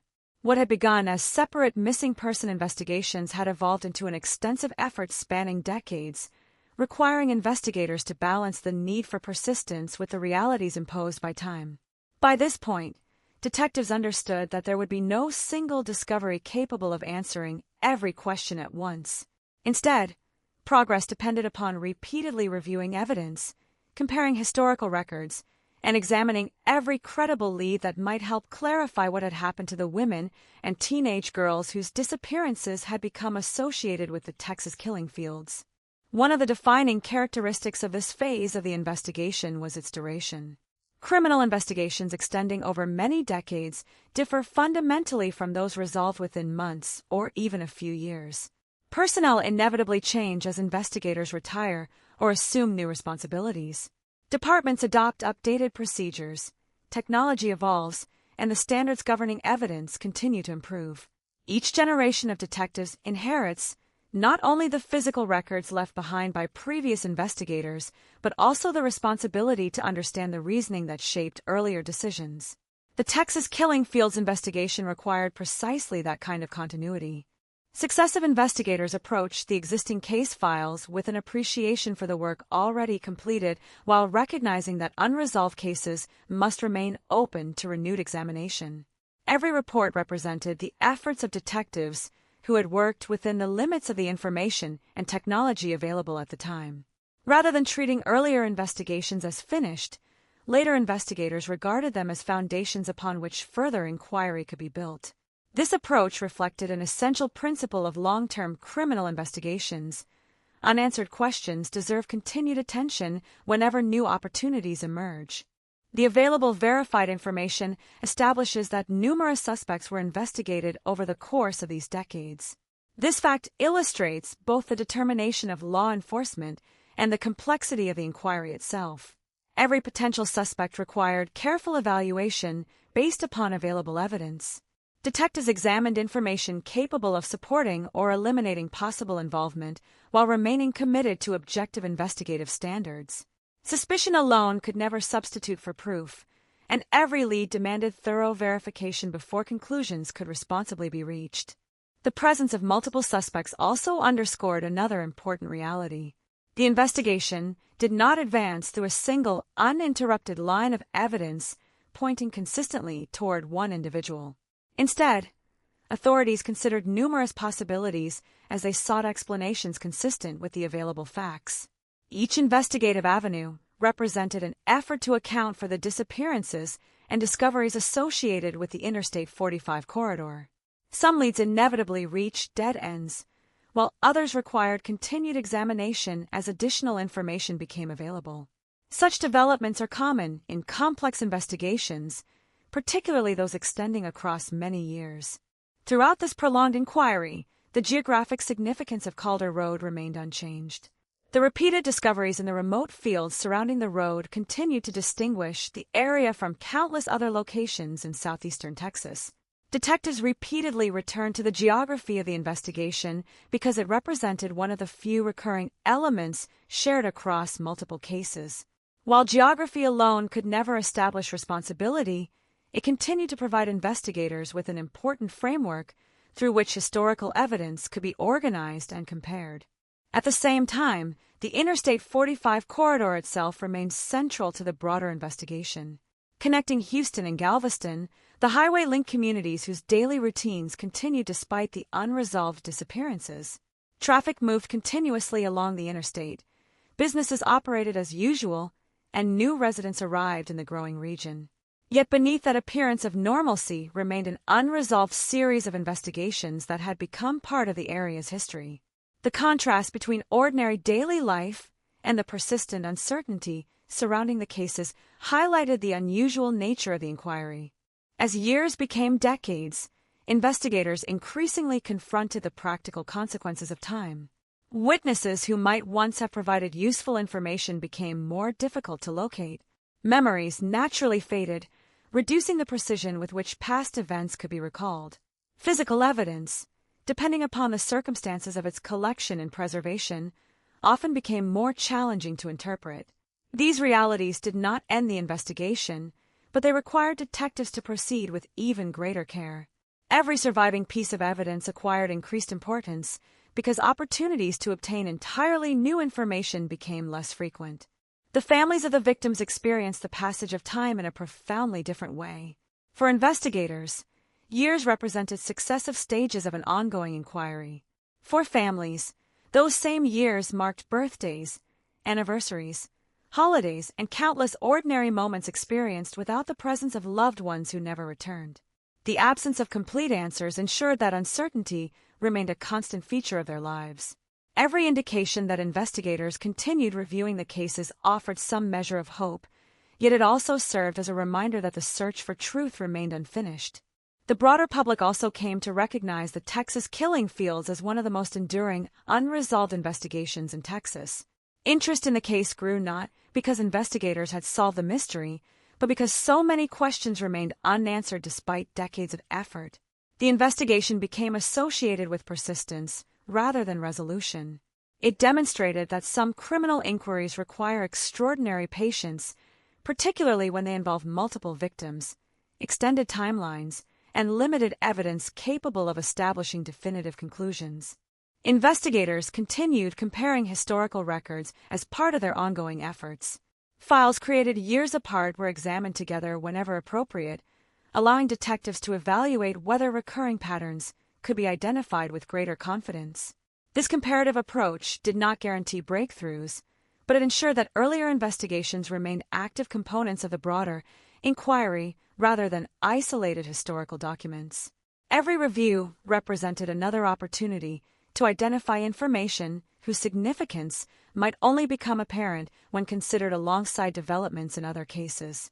The investigation's longevity also reflected a broader commitment within law enforcement to unresolved cases. Authorities recognize that the passage of time does not diminish the importance of seeking justice or establishing historical truth. Even when immediate progress proved difficult, the existing evidence continued to be preserved and re-evaluated whenever circumstances permitted. Such persistence acknowledged both the seriousness of the disappearances and the continuing impact upon those whose lives had been affected by them. Despite these sustained efforts, the available verified information makes clear that much of the overall series remained unresolved. This reality became one of the defining characteristics of the Texas killing fields investigation. Detectives devoted years to examining evidence, investigating suspects, and reviewing historical records, yet complete explanations remained beyond reach for many of the cases. The absence of definitive answers did not reflect a lack of investigative effort. Instead, it illustrated the extraordinary complexity of inquiries spanning multiple decades and involving numerous victims. By this stage, investigators understood that future progress might depend upon developments extending beyond traditional investigative methods. Existing evidence had been reviewed repeatedly, suspects had been examined, and historical records had undergone extensive comparison. Although those efforts remained essential, detectives also recognized that advances in forensic science could eventually provide opportunities unavailable during the earlier decades of the investigation. Preserving evidence, therefore, became increasingly important, ensuring that materials collected years before could still be examined as technology improved. The decision to continue preserving and reviewing evidence reflected confidence in the possibility that future scientific developments might reveal information previously impossible to obtain. Investigators could not predict exactly when or how such advances would occur, but they understood that criminal investigations evolve alongside improvements in forensic capability. Cases once considered impossible to resolve have, in other contexts, benefited from technologies unavailable when the original investigations began. Maintaining the integrity of historical evidence, therefore, represented an investment in future investigative possibilities. Throughout these decades, the central objective remained unchanged. Detectives sought to determine what had happened to the women and teenage girls whose disappearances had become associated with the Interstate 45 corridor and the remote fields surrounding Calder Road. Every investigative review, every examined suspect, and every preserved piece of evidence served that single purpose. While complete resolution remained elusive, the investigation itself continued because authorities refused to regard the unanswered questions as permanently beyond explanation. By the end of this phase, the Texas killing fields investigation had become defined by perseverance. It stood as an inquiry measured not by rapid breakthroughs, but by the determination to continue searching despite formidable obstacles. Numerous suspects had been investigated. Decades of records had been examined and re-examined. Investigators had worked across changing generations, adapting to new procedures while preserving the work completed by those who came before them. Yet even after all those efforts, many cases remained unresolved. That unresolved status did not mark the conclusion of the investigation. Instead, it created the conditions for its next chapter. As forensic science advanced, particularly through developments in DNA analysis, investigators would gain new opportunities to revisit historical evidence preserved over many years. Technologies unavailable during the earliest investigations would begin offering possibilities that earlier detectives could scarcely have imagined. After decades defined primarily by careful review and persistent inquiry, the investigation was approaching a moment when scientific progress would provide renewed hope that some of its oldest questions might finally be examined in an entirely new way. For decades, the investigation surrounding the Texas killing fields remained defined by uncertainty. Investigators had examined numerous leads, reviewed extensive case information, and considered multiple suspects, yet many questions remained unanswered. The disappearances connected to the Interstate 45 corridor between Houston and Galveston had continued across generations of law enforcement personnel, with many investigations reaching periods where traditional methods could no longer provide clear answers. However, as criminal investigation techniques evolved, a new possibility emerged. Advances in forensic science, particularly DNA technology, offered investigators an opportunity to revisit older cases with tools that had not existed when many of the original investigations began. The emergence of DNA analysis represented a significant transformation in modern criminal investigations. Earlier generations of detectives were often limited by the evidence collection methods and scientific capabilities available at the time. Physical evidence that had once been preserved could not always provide immediate answers, because the technology required to examine it either did not yet exist or was not sufficiently developed. As forensic science progressed, however, investigators gained the ability to return to historical evidence and search for information that earlier examinations could not reveal. For the Texas killing fields investigation, this development carried particular importance because of the age of many of the cases. The disappearances associated with the Interstate 45 corridor extended across decades, creating one of the central challenges of the investigation. Time had passed, circumstances had changed, and many original investigative efforts had reached their limits. DNA technology introduced a new method of examining evidence, allowing authorities to reconsider some cases from a modern forensic perspective. The process of reopening historical investigations required careful attention. Old evidence could not simply be viewed as a complete solution.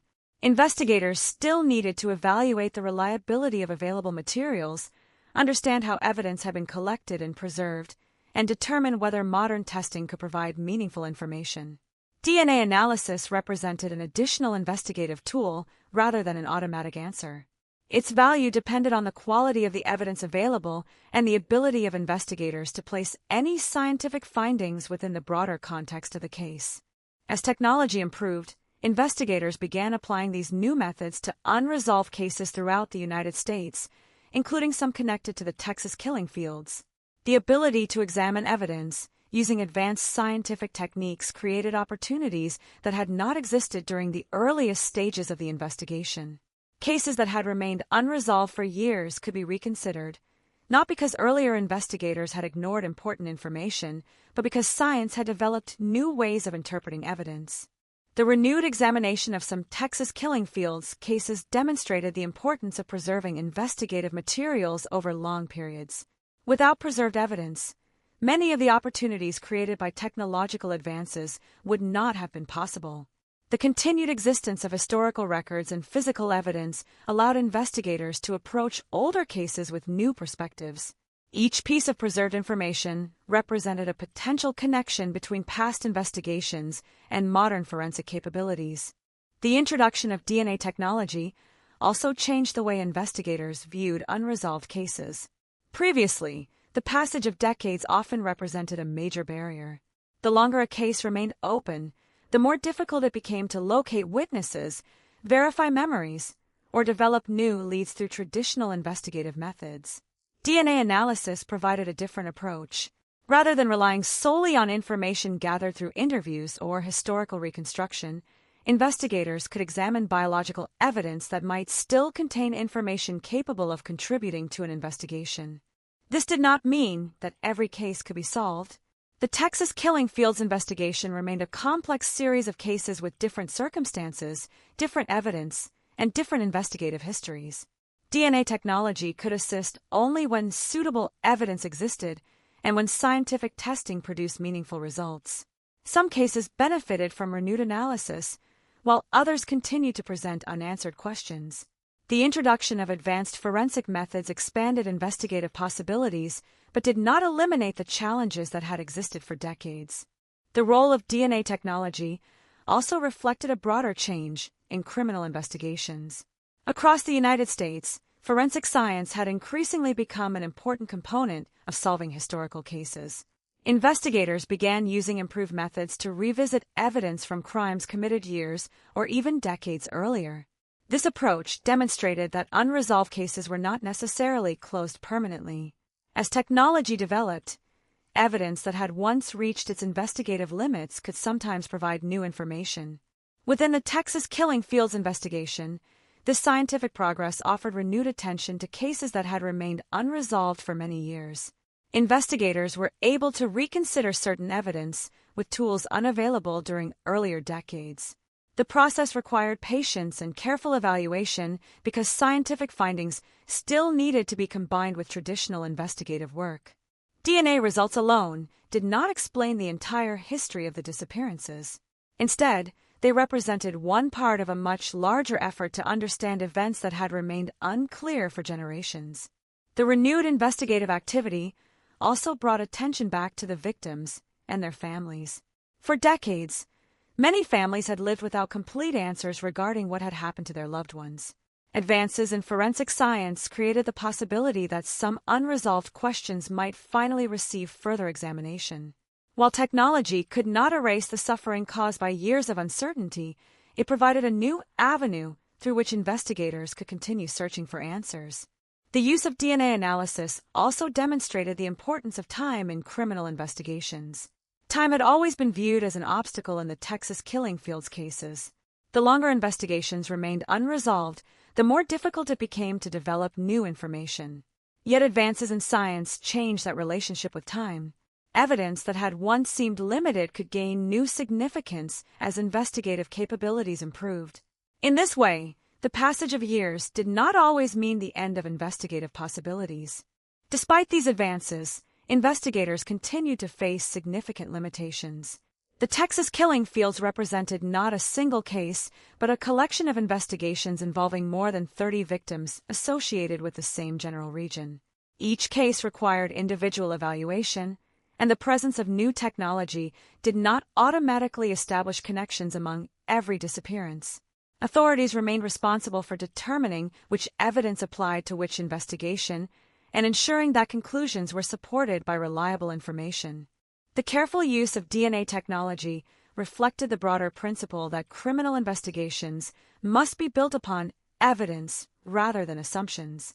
The notoriety surrounding the Texas killing fields generated public interest and numerous questions, but investigators continued to follow established procedures.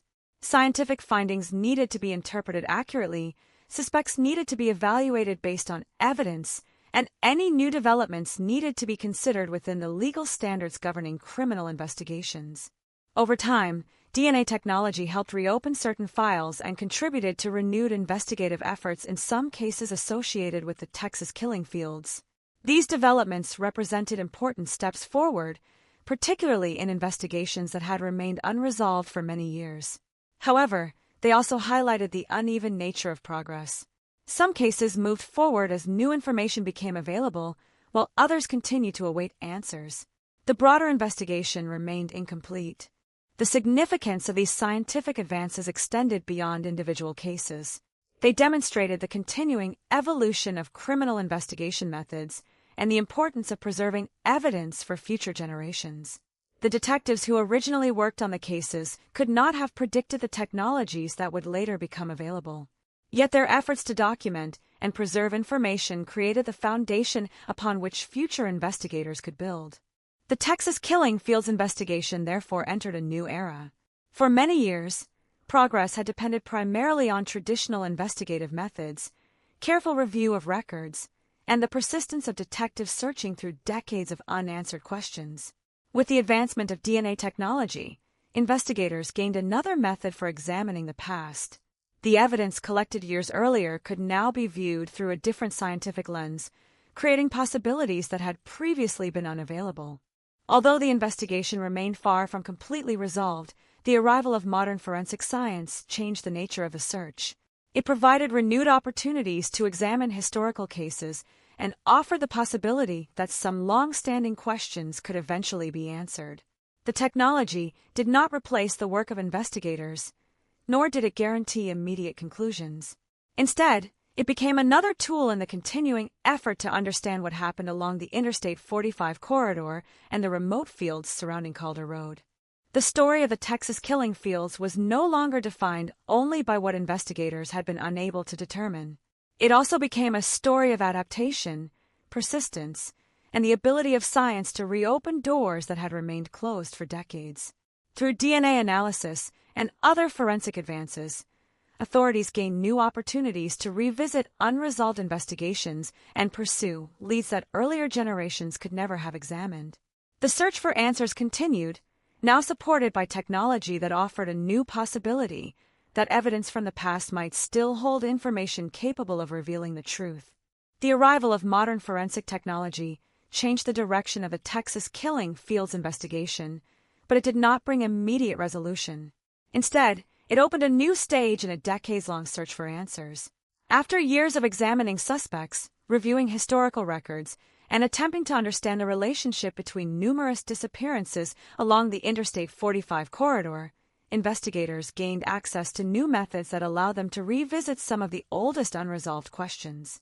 DNA technology provided opportunities that had not existed during the earliest investigations, creating renewed attention toward cases that had remained open for many years. The significance of these developments was not only scientific, but also investigative. For decades, authorities had worked with the information available at the time. Detectives had followed leads, interviewed individuals, examined locations, and reviewed evidence according to the standards and tools of their respective periods. The advancement of DNA analysis did not replace those efforts. Instead, it added another layer of examination, allowing investigators to reconsider existing evidence through a modern forensic perspective. This process required careful evaluation. The Texas killing fields investigation involved numerous victims, multiple locations, and events occurring across a period of many decades. There was no single file that contained all the answers, and no single piece of evidence could explain every disappearance associated with the broader series. Investigators therefore continued to approach each case individually, while also considering the larger pattern that had developed along the Interstate 45 corridor. As certain cases were reopened for further examination, investigators looked for opportunities to apply newer scientific methods to evidence that had remained preserved from earlier investigations.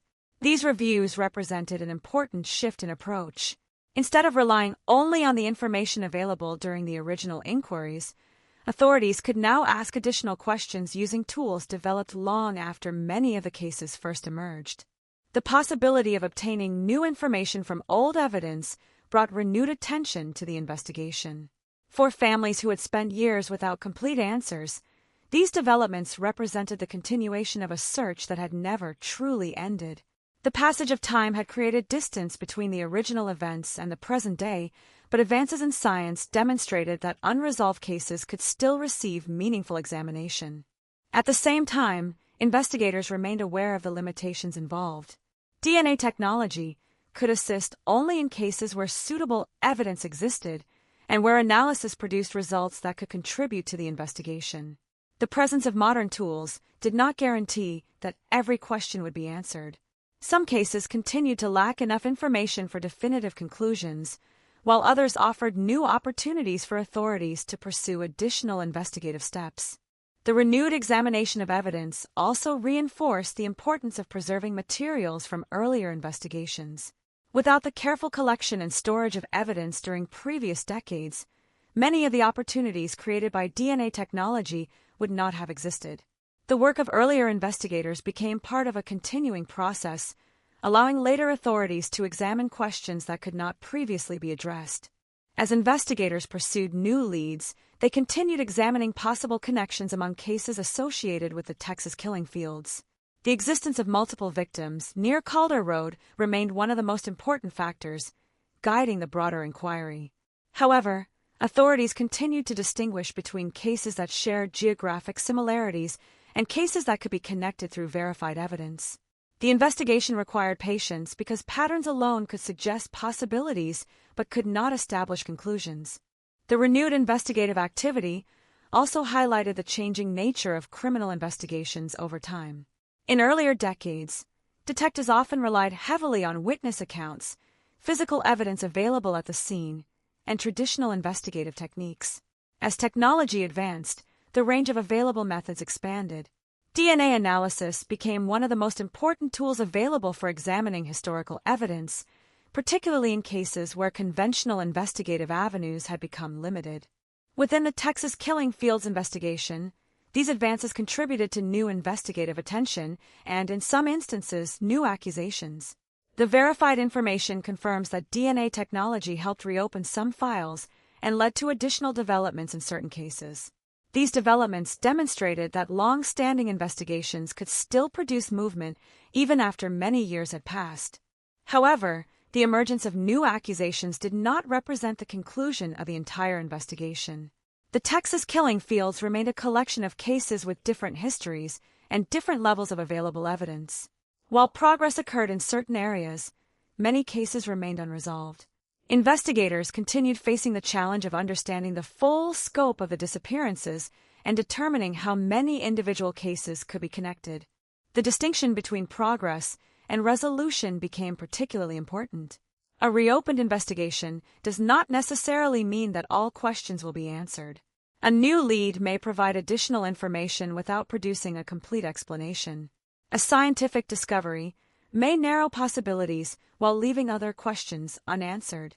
Throughout the history of the Texas killing fields investigation, authorities repeatedly encountered this balance between advancement and uncertainty. The families of victims continued to experience the impact of that uncertainty. For those who had waited decades for information, every investigative development carried significance. New forensic opportunities offered the possibility of progress, yet they also reminded families that many questions remained unanswered. The search for justice continued not only as a law enforcement responsibility, but also as a commitment to those whose loved ones had disappeared. The broader community also continued following developments in the investigation. The Texas killing fields had become widely recognized as one of the most complex unresolved criminal investigations in Texas, and renewed attention brought the cases back into public awareness. Yet despite the interest surrounding the investigation, authorities continued focusing on evidence-based conclusions rather than speculation. The complexity of the cases required careful analysis and restraint. As DNA technology continued to evolve, investigators gained increasing ability to revisit evidence from the past. Scientific methods that were unavailable when many of the disappearances occurred became valuable tools in examining historical cases. This progress represented one of the most significant changes in the investigation's long history. After decades dominated by uncertainty, authorities now had additional opportunities to explore evidence that had previously provided limited information. The role of modern forensic science also changed how society viewed unresolved cases more broadly. The Texas killing fields became an example of how investigations can continue across generations, with each era contributing new methods and new perspectives. The work of earlier detectives was not replaced by later discoveries. Instead, it became part of a continuing chain of investigative effort. Even with these advancements, investigators understood that technology alone could not solve every mystery. The human elements of investigation remained essential. Detectives still needed to analyze information, compare evidence, evaluate suspects, and understand the circumstances surrounding each case. DNA could provide valuable information, but interpreting that information required careful investigative judgment. The renewed efforts surrounding the Texas killing fields demonstrated the importance of persistence. For decades, many cases had remained unresolved despite significant investigative work. The introduction of advanced forensic tools created new possibilities, but those possibilities depended upon the continued dedication of investigators willing to revisit difficult questions. The investigation moved forward not because the challenges had disappeared, but because new methods allowed authorities to approach those challenges differently. By this stage, the Texas killing fields investigation had become a reflection of both the difficulties and possibilities of long-term criminal investigations. More than 30 victims had been associated with the broader series, numerous suspects had been examined, and many questions remained unanswered. Yet the emergence of DNA technology proved that time did not necessarily end the search for answers. The investigation entered this new chapter with a renewed understanding of what was possible. Evidence collected decades earlier could still provide information. Historical cases could still be reconsidered. Leads that once seemed impossible to pursue could be examined through modern methods. Although many mysteries remained, the progress achieved through DNA analysis demonstrated that unresolved cases could continue evolving. The Texas killing fields were no longer only a symbol of unanswered questions. They also became an example of the continuing effort to seek truth through advances in science and investigative persistence. The path toward resolution remained incomplete, but each new development represented another step in understanding a series of disappearances that had challenged investigators for generations. The search continued, guided by the same purpose that had existed from the beginning, to uncover the facts surrounding the victims and provide answers wherever the evidence allowed. Despite decades of investigation, renewed attention, and advances in forensic science, the Texas killing fields remain defined by a difficult reality. Many of the cases connected to the area have never been completely resolved. The investigation has produced new information over time, and modern technology has created opportunities that earlier generations of investigators could not have imagined. Yet the broader picture remains incomplete. Numerous questions surrounding the disappearances of women and teenage girls along the Interstate 45 corridor between Houston and Galveston continue to exist, leaving investigators, families, and communities without the full explanations they have sought for many years. The unresolved nature of the Texas killing fields investigation is one of the most significant aspects of its history. This was never a single case with a clearly defined beginning, a single investigation, and a final conclusion. Instead, it developed over decades through a series of disappearances and discoveries connected to the same general region. The passage of time, the number of victims involved, and the complexity of the evidence all contributed to the difficulty of reaching complete resolution. For investigators, unresolved cases represent ongoing responsibilities rather than forgotten events. The absence of immediate answers does not mean that efforts stop permanently. Throughout the history of the Texas killing fields, authorities have continued reviewing information, examining suspects, and considering new investigative opportunities whenever they become available.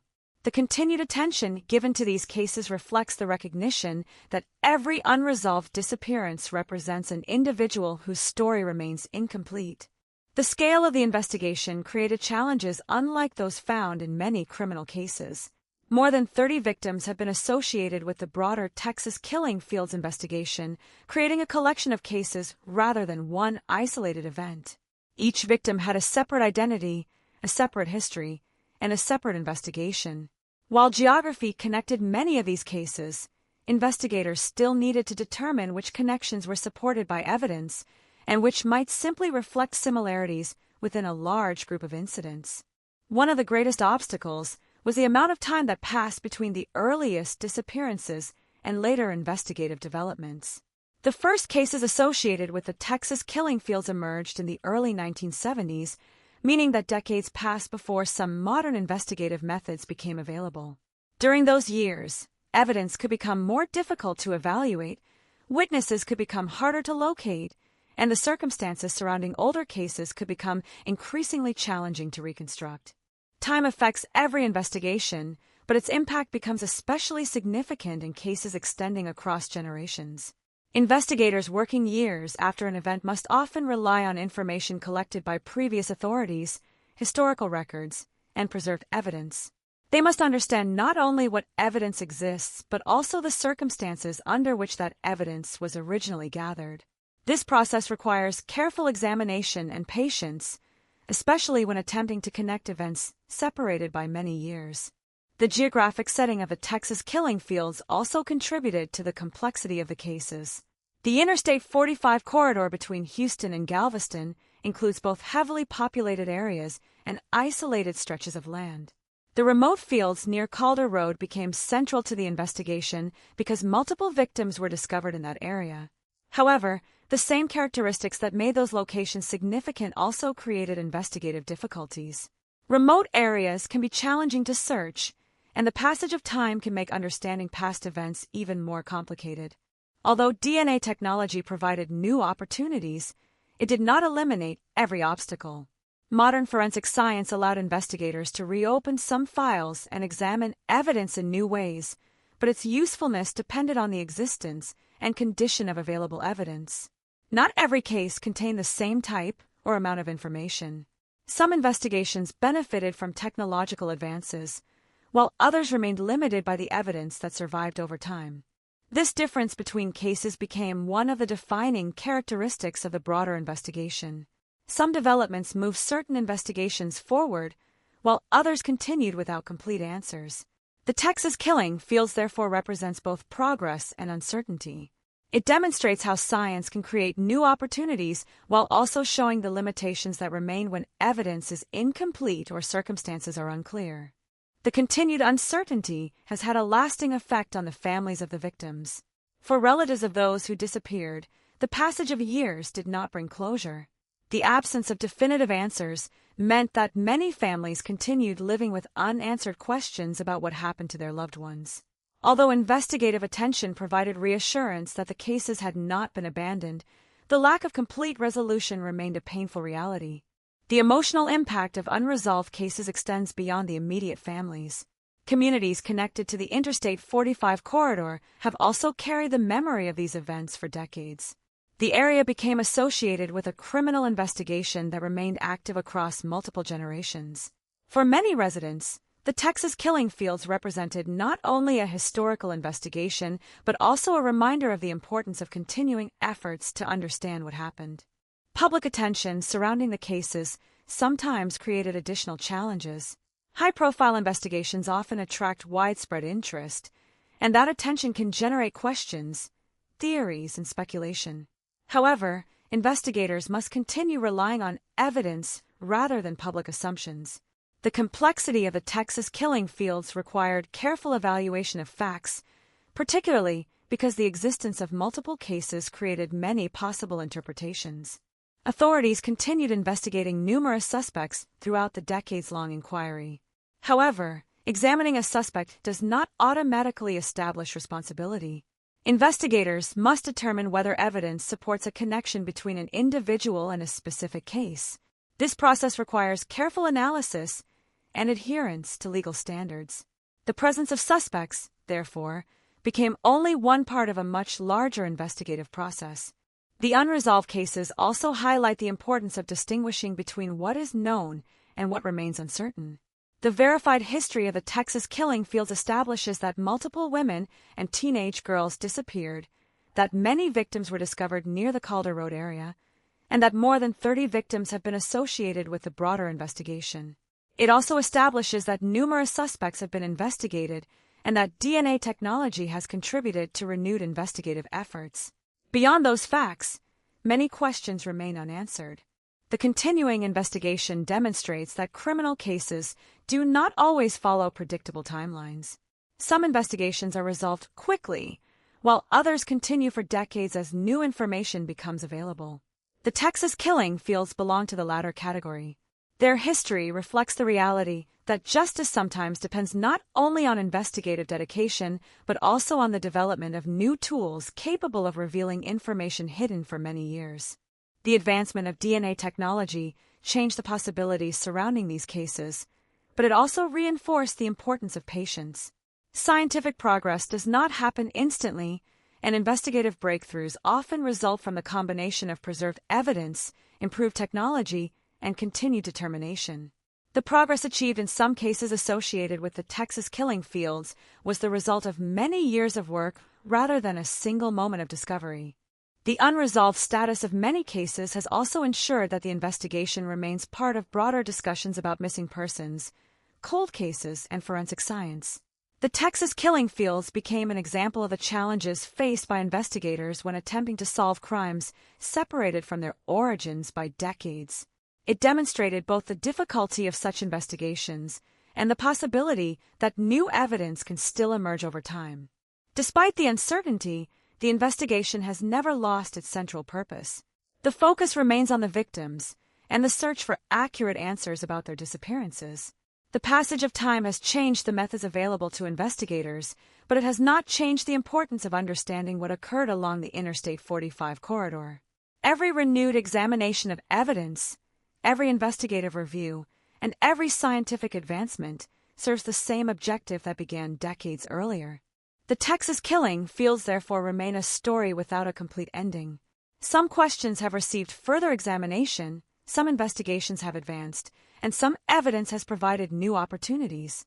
Yet many cases remain unresolved, leaving gaps in the historical record and unanswered questions for those seeking justice. The continued existence of these unanswered questions does not represent the end of the investigation. Instead, it represents the reason the investigation continues.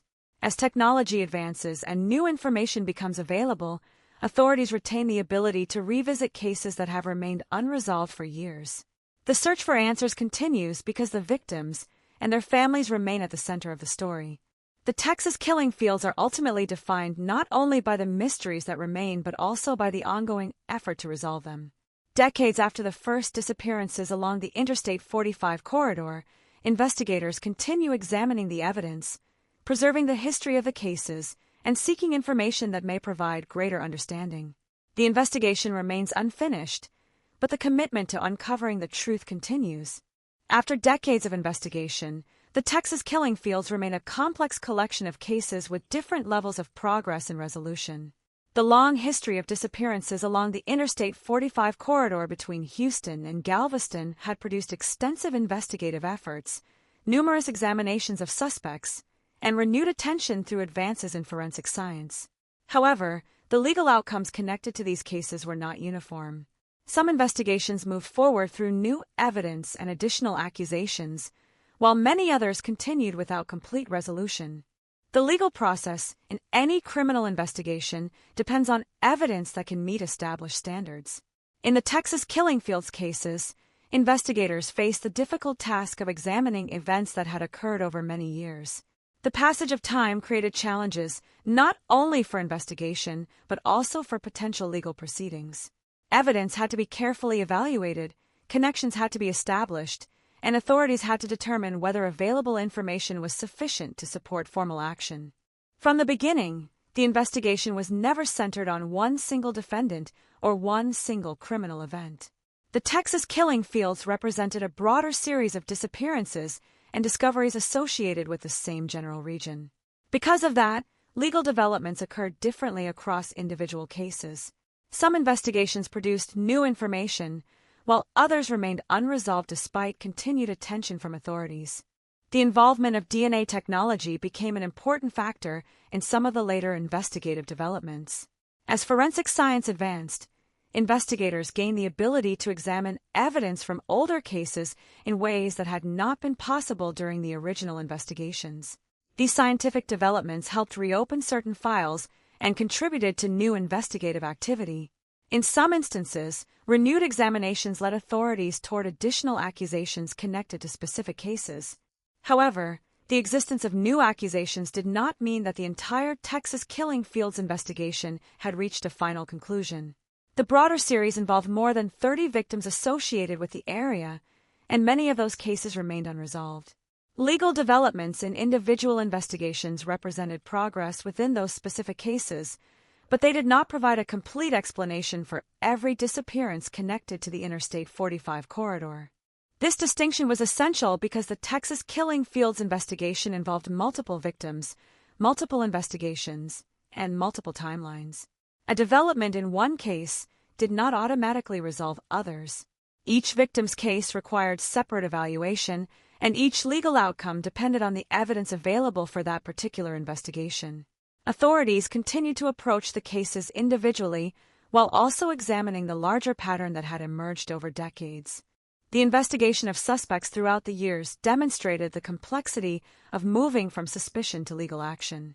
Law enforcement agencies examined numerous individuals, but being investigated did not establish criminal responsibility. Investigators were required to gather evidence, evaluate information, and determine whether a connection could be supported through facts. The legal system requires more than possibilities or theories. It requires evidence capable of supporting formal proceedings. The challenges of older cases were particularly significant in this regard. A case that begins shortly after an event often benefits from immediate investigative opportunities, including available witnesses, recent observations, and physical evidence collected under current circumstances. Older cases frequently lack those advantages. Investigators working decades later must often reconstruct events using surviving records and preserved evidence, making the path toward legal action more difficult. Despite these challenges, the continued examination of the Texas killing fields cases demonstrated that unresolved investigations can still produce developments many years after the original events. Advances in forensic science, particularly DNA analysis, created opportunities for authorities to revisit evidence that had previously provided limited information. These developments showed that the passage of time does not necessarily prevent additional investigative progress. The legal history of the Texas killing fields also reflects the importance of maintaining accurate distinctions between confirmed facts and unresolved questions.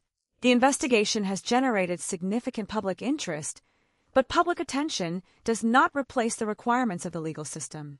Authorities must continue relying on evidence, and any accusation must be supported by information that can withstand legal examination. For the families of victims, legal developments carry deep significance. After years of uncertainty, any movement in a case represented recognition that their loved ones had not been forgotten. New investigative activity offered the possibility of answers that had remained unavailable for decades. At the same time, families also faced the reality that progress in one case did not necessarily resolve the broader questions surrounding the Texas killing fields. The impact of unresolved cases extended beyond the courtroom. When an investigation remains incomplete, families and communities often continue searching for explanations long after the original events occurred.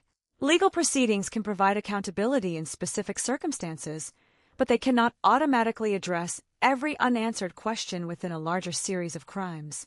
The Texas killing fields demonstrated this challenge clearly, with some cases receiving renewed attention while others remained open. The role of law enforcement also evolved over time. Investigators from different periods contributed to the overall effort, each working with the resources and technology available during their time. Earlier detectives relied primarily on traditional investigative methods, while later investigators benefited from advances in forensic science. Together, these efforts formed a continuous process rather than separate investigations disconnected from one another. The development of DNA technology represented a significant change in that process. By allowing investigators to examine historical evidence through modern methods, DNA analysis expanded the possibilities for legal progress. Evidence that had existed for years could now be evaluated differently, creating opportunities for renewed investigation. In some cases, this contributed to new accusations, demonstrating the continuing value of preserving evidence from unresolved cases. Nevertheless, the legal outcomes associated with the Texas killing fields remained incomplete. While certain cases experienced developments through modern investigative methods, many victims' cases continued without a definitive resolution. The broader investigation remained open because the available evidence had not provided complete answers regarding all disappearances connected to the area. The continuing uncertainty highlighted the difference between investigative progress and final resolution. A new lead, a reopened case, or an accusation can represent important advancement, but it does not necessarily answer every question surrounding a complex investigation. The Texas killing fields remain a powerful example of how criminal cases can move forward in stages, with each development contributing to a larger search for understanding. The legal process also demonstrated the importance of patience. Investigations lasting decades require authorities to maintain attention, even when immediate results are unavailable. Evidence may require new technology before it becomes useful. Information that once seemed incomplete may gain significance when combined with later discoveries. The willingness to continue examining unresolved cases is a central part of long-term investigative work. As the Texas killing fields investigation continued, legal developments remained connected to the same fundamental objective that had guided authorities from the beginning: understanding what happened to the women and teenage girls whose disappearances became associated with the Interstate 45 corridor. Every accusation, every reopened file, and every forensic examination represented an attempt to move closer to answers. The history of the investigation showed that justice in complex cases does not always follow a straightforward path. Some questions can remain unanswered for years before new opportunities emerge. Some evidence becomes meaningful only after scientific progress makes additional analysis possible. Some investigations advance while others remain unresolved. The Texas killing fields reflected all of these realities. By this stage, the investigation had produced both progress and uncertainty. Modern forensic science had created new opportunities, and certain cases had received additional attention through renewed investigative efforts. Yet the broader series remained only partially explained. Many questions surrounding the disappearances and discoveries associated with the Interstate 45 corridor continue to exist. The legal chapter of the Texas killing fields therefore remained unfinished. While authorities had achieved developments in some areas, the overall investigation continued. The pursuit of answers depended on the continued examination of evidence, the preservation of investigative records, and the possibility that future advances could provide additional information. The story of the Texas killing fields was not defined by a single courtroom conclusion.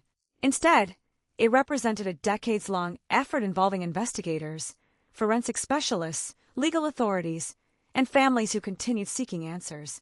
The legal developments achieved over time demonstrated that progress remained possible even after many years had passed. But they also reinforced a central reality of the case. For many victims and their families, the search for complete answers was still ongoing. The history of the Texas killing fields extends far beyond the boundaries of a single investigation. Over decades, the cases connected to the Interstate 45 corridor between Houston and Galveston became one of the most recognized examples of the challenges involved in investigating long-term, unresolved criminal cases. The disappearances of women and teenage girls, the discoveries near the remote fields surrounding Calder Road, and the continued efforts of investigators created a legacy shaped by uncertainty, persistence, and the ongoing search for answers. Unlike many criminal cases that are defined by a single event, the Texas killing fields developed slowly over time. The investigation was not built around one incident with a clear beginning and conclusion. Instead, it emerged from a series of disappearances and discoveries occurring across many years. This long timeline became one of the defining characteristics of the case. It required investigators from different generations to continue examining information collected over decades while adapting to changes in investigative methods and technology. The name associated with the investigation became widely recognized because of the repeated connection between victims and the rural area near Calder Road. Before the investigation gained public attention, the location was simply part of the landscape of southeastern Texas. Like many rural areas near expanding communities, it existed alongside the growth of Houston and the movement of people along Interstate 45. Over time, however, the discoveries made their transformed its significance. The area became associated with a prolonged investigation involving numerous victims and unresolved questions. The legacy of the Texas killing fields is closely connected to the importance of remembering the victims. Public discussions of major criminal investigations often focus on suspects, evidence, and investigative developments. However, at the center of this case were the women and teenage girls whose disappearances began the search for answers. Their lives and the impact of their loss on families and communities remain the most important part of the story. The investigation also demonstrated the challenges faced when crimes occur across different periods and locations. The Interstate 45 corridor connected multiple communities, and the disappearances associated with the area developed over decades. Investigators were required to examine cases that had been handled at different times, under different circumstances, and with different available resources. The complexity of bringing together information from such a long period made the Texas killing fields an example of how difficult long-term investigations can become. One of the most significant aspects of the investigation's legacy is the role of evolving forensic science. For many years, traditional investigative methods represented the primary tools available to authorities. Detectives reviewed records, examined evidence, investigated suspects, and attempted to identify connections among separate cases. As technology advanced, especially through DNA analysis, investigators gained new opportunities to reconsider historical evidence. The use of DNA technology changed the possibilities surrounding older investigations. Evidence that had once provided limited information could be examined through modern scientific methods. This development did not guarantee resolution in every case, but it created opportunities that had not previously existed. The Texas killing fields became part of a broader recognition that advances in forensic science could influence investigations long after the original events occurred. The importance of preserving evidence also became part of the investigation's broader significance. Without records and evidence maintained from earlier decades, later scientific developments would have had fewer opportunities to contribute. The work of investigators from previous generations became part of a continuing process, allowing future authorities to revisit questions that had remained unanswered. The Texas killing fields also highlighted the changing relationship between time and criminal investigations. Traditionally, the passage of decades has been viewed as a major obstacle. Witnesses become difficult to locate, memories fade, and evidence can become harder to interpret. However, technological advances demonstrated that time does not always eliminate the possibility of progress. Modern forensic methods can sometimes provide new opportunities to examine cases that once appeared impossible to advance. At the same time, the investigations serve as a reminder of the limitations that remain. Technology can provide new information, but it cannot automatically solve every mystery. The Texas killing fields involved numerous victims and separate investigations, each requiring careful evaluation. While DNA technology contributed to renewed investigative efforts and some new developments, many questions remained unanswered. The continued uncertainty surrounding many cases became another important part of the investigation's legacy. The Texas killing fields demonstrated that some investigations continue not because authorities have stopped searching, but because the available evidence has not yet provided complete explanations. The commitment to continuing those investigations reflects the importance of unresolved cases and the responsibility to seek answers, regardless of how much time has passed. The case also influenced public understanding of missing person investigations and cold cases more broadly. The Texas killing fields became an example of the difficulties faced by families and investigators when answers remain unavailable for extended periods. It showed the emotional and investigative challenges created when disappearances are separated from their resolution by many years. For law enforcement, the investigation represented the importance of cooperation, persistence, and adaptation. Different generations of investigators contributed to the ongoing effort, each working with the knowledge and technology available during their time. The investigation continued because authorities were willing to examine old information from new perspectives and pursue additional opportunities when they emerged. For communities along the Interstate 45 corridor, the history of the Texas killing fields became part of the region's collective memory. The highway remained an important route connecting Houston and Galveston, and daily life continued around the locations associated with the investigation. Yet the presence of these unresolved cases created a lasting connection between ordinary landscapes and a significant chapter in Texas criminal history. The investigation also demonstrated the importance of separating historical fact from speculation. Because the Texas killing fields received significant public attention, many theories and interpretations emerged over time. However, the official understanding of the cases depends on verified information, investigative findings, and evidence-based conclusions. The lasting significance of the investigation comes not from unconfirmed explanations, but from the documented efforts to understand what happened. The legacy of the Texas killing fields is therefore not only about what remains unknown. It is also about the continued effort to discover the truth.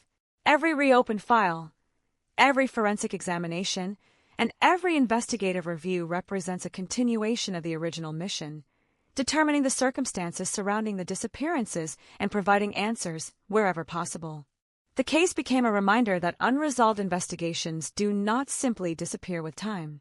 Behind every unsolved case are individuals, families, and communities affected by unanswered questions. The passage of decades may change the methods used by investigators, but it does not reduce the importance of finding accurate information.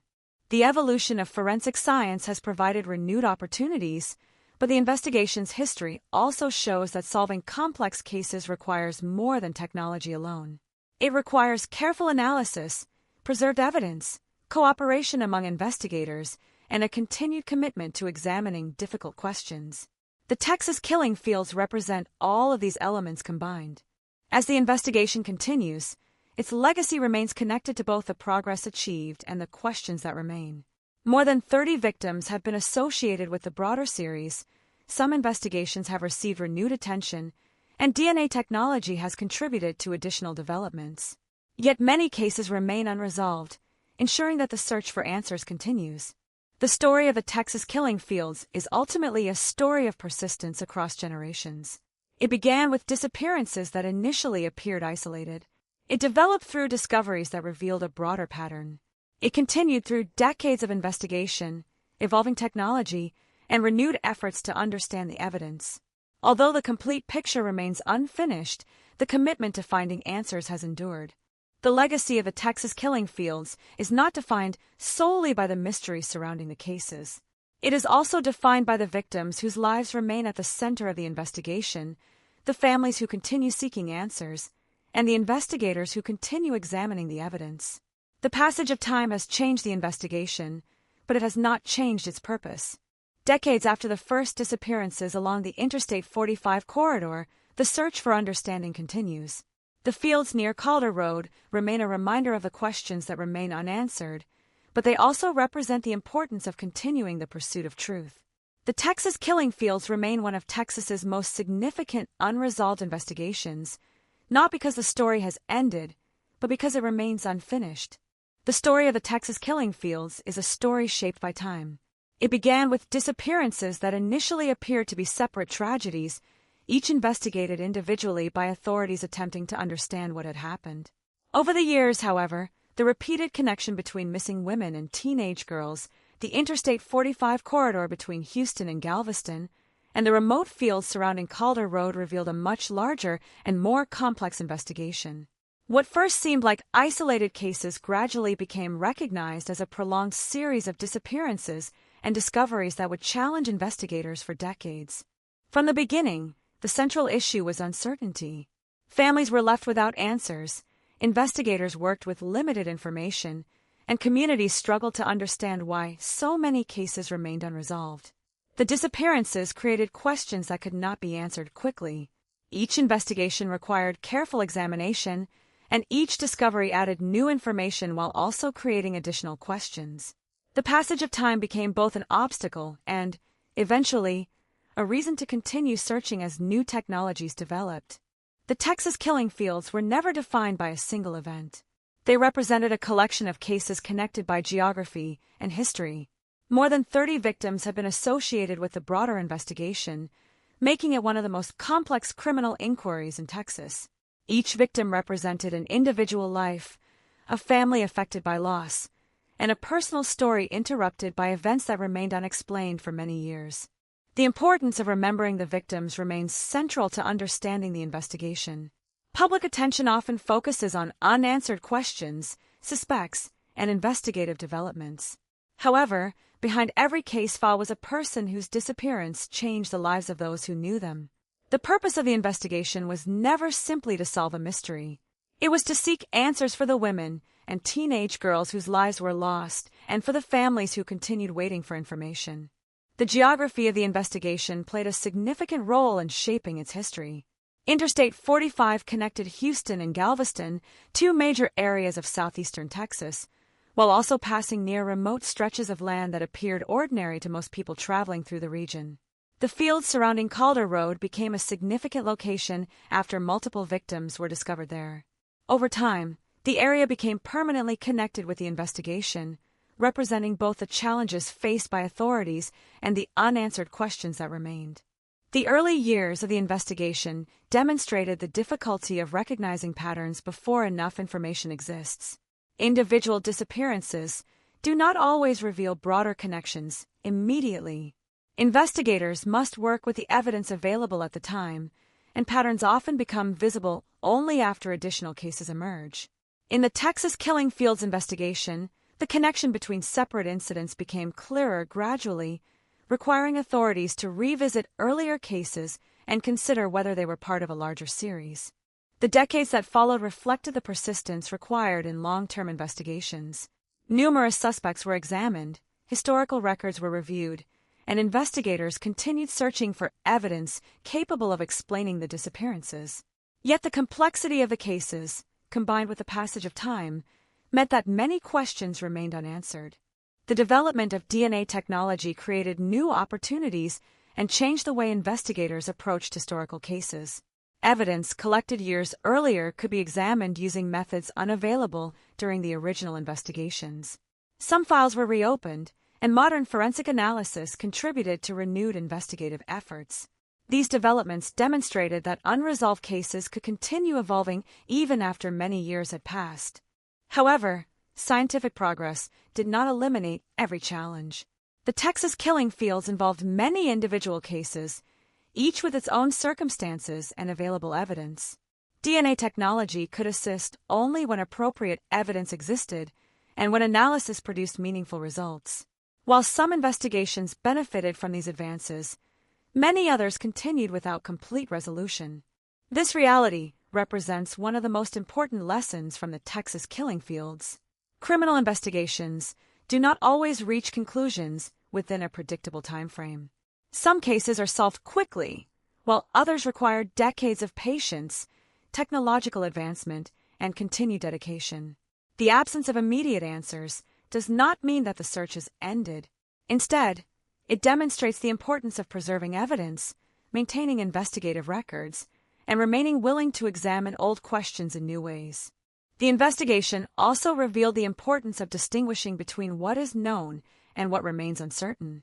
The confirmed history establishes that multiple women and teenage girls disappeared along the Interstate 45 corridor, that many victims were discovered near the Calder Road area, that more than 30 victims have been associated with the broader investigation, and that authorities have examined numerous suspects over the years.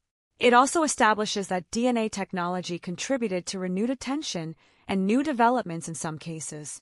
Beyond those facts, many questions remain. The full explanation behind every disappearance has not been established, and many families continue to wait for answers. This uncertainty is a defining part of the investigation's history, but it is not the entire story. The story is also about the determination to continue searching despite those challenges. The Texas killing fields demonstrate the importance of persistence in the pursuit of truth. Investigators from different generations contributed to the effort, each building upon the work of those who came before. Earlier detectives worked without the scientific tools available today, while later investigators used modern technology to revisit historical evidence. Together, their efforts represent a continuous search rather than separate investigations. The case also reflects the changing nature of forensic science. The development of DNA analysis transformed how investigators view older cases. Evidence that once appeared limited could later provide new information. The possibility that science could reveal answers hidden for decades changed the way law enforcement approached unresolved investigations across the country. Yet even the most advanced technology cannot replace the importance of careful investigation and respect for facts. The Texas killing fields remain a reminder that complex cases require more than a single breakthrough. They require patience, evidence-based conclusions, and a commitment to understanding the circumstances surrounding each victim. For the families connected to these cases, the search for answers has continued across generations. The passage of time may have changed the methods used by investigators, but it has not reduced the importance of finding the truth. Every renewed investigation, every examination of evidence, and every scientific development represents another opportunity to provide information that families have waited years to receive. The history of the Texas killing fields also serves as a reminder that unresolved cases remain important even when public attention fades. The absence of a final answer does not diminish the significance of the victims or the responsibility to continue seeking information. Every unanswered question represents a reason to continue examining evidence and pursuing legitimate investigative opportunities. The legacy of the Texas killing fields therefore exists in two forms. One is the painful reality of the many questions that remain unresolved. The other is the continuing effort to answer those questions. The investigation represents both the difficulty of confronting decades-old cases and the possibility that persistence, technology, and careful examination can still create progress. The fields near Calder Road remain associated with one of the most complex investigations in Texas history.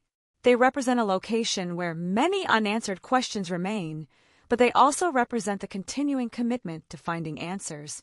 The story has lasted for decades because the search has never truly stopped. The Texas killing fields are ultimately not only a story about crime or investigation.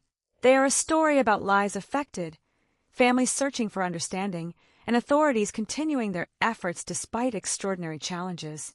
The victims remain at the center of the history, and their memory continues to guide the search for truth. Decades after the first disappearances were reported, the investigation remains incomplete. Some questions have been examined through modern forensic methods, some cases have received renewed attention, and some developments have provided new information. But many answers are still missing. The final chapter of the Texas killing fields has not yet been written. As technology continues to advance and investigators continue examining available evidence, future developments may provide additional understanding. Until then, the investigation remains a reminder of the importance of perseverance and the enduring responsibility to seek answers for those who can no longer speak for themselves. The story of the Texas killing fields continues not because the past has been forgotten, but because it has not been fully understood. The search remains ongoing, guided by the same purpose that began decades ago, to discover the truth, to remember the victims, and to ensure that their stories are never lost.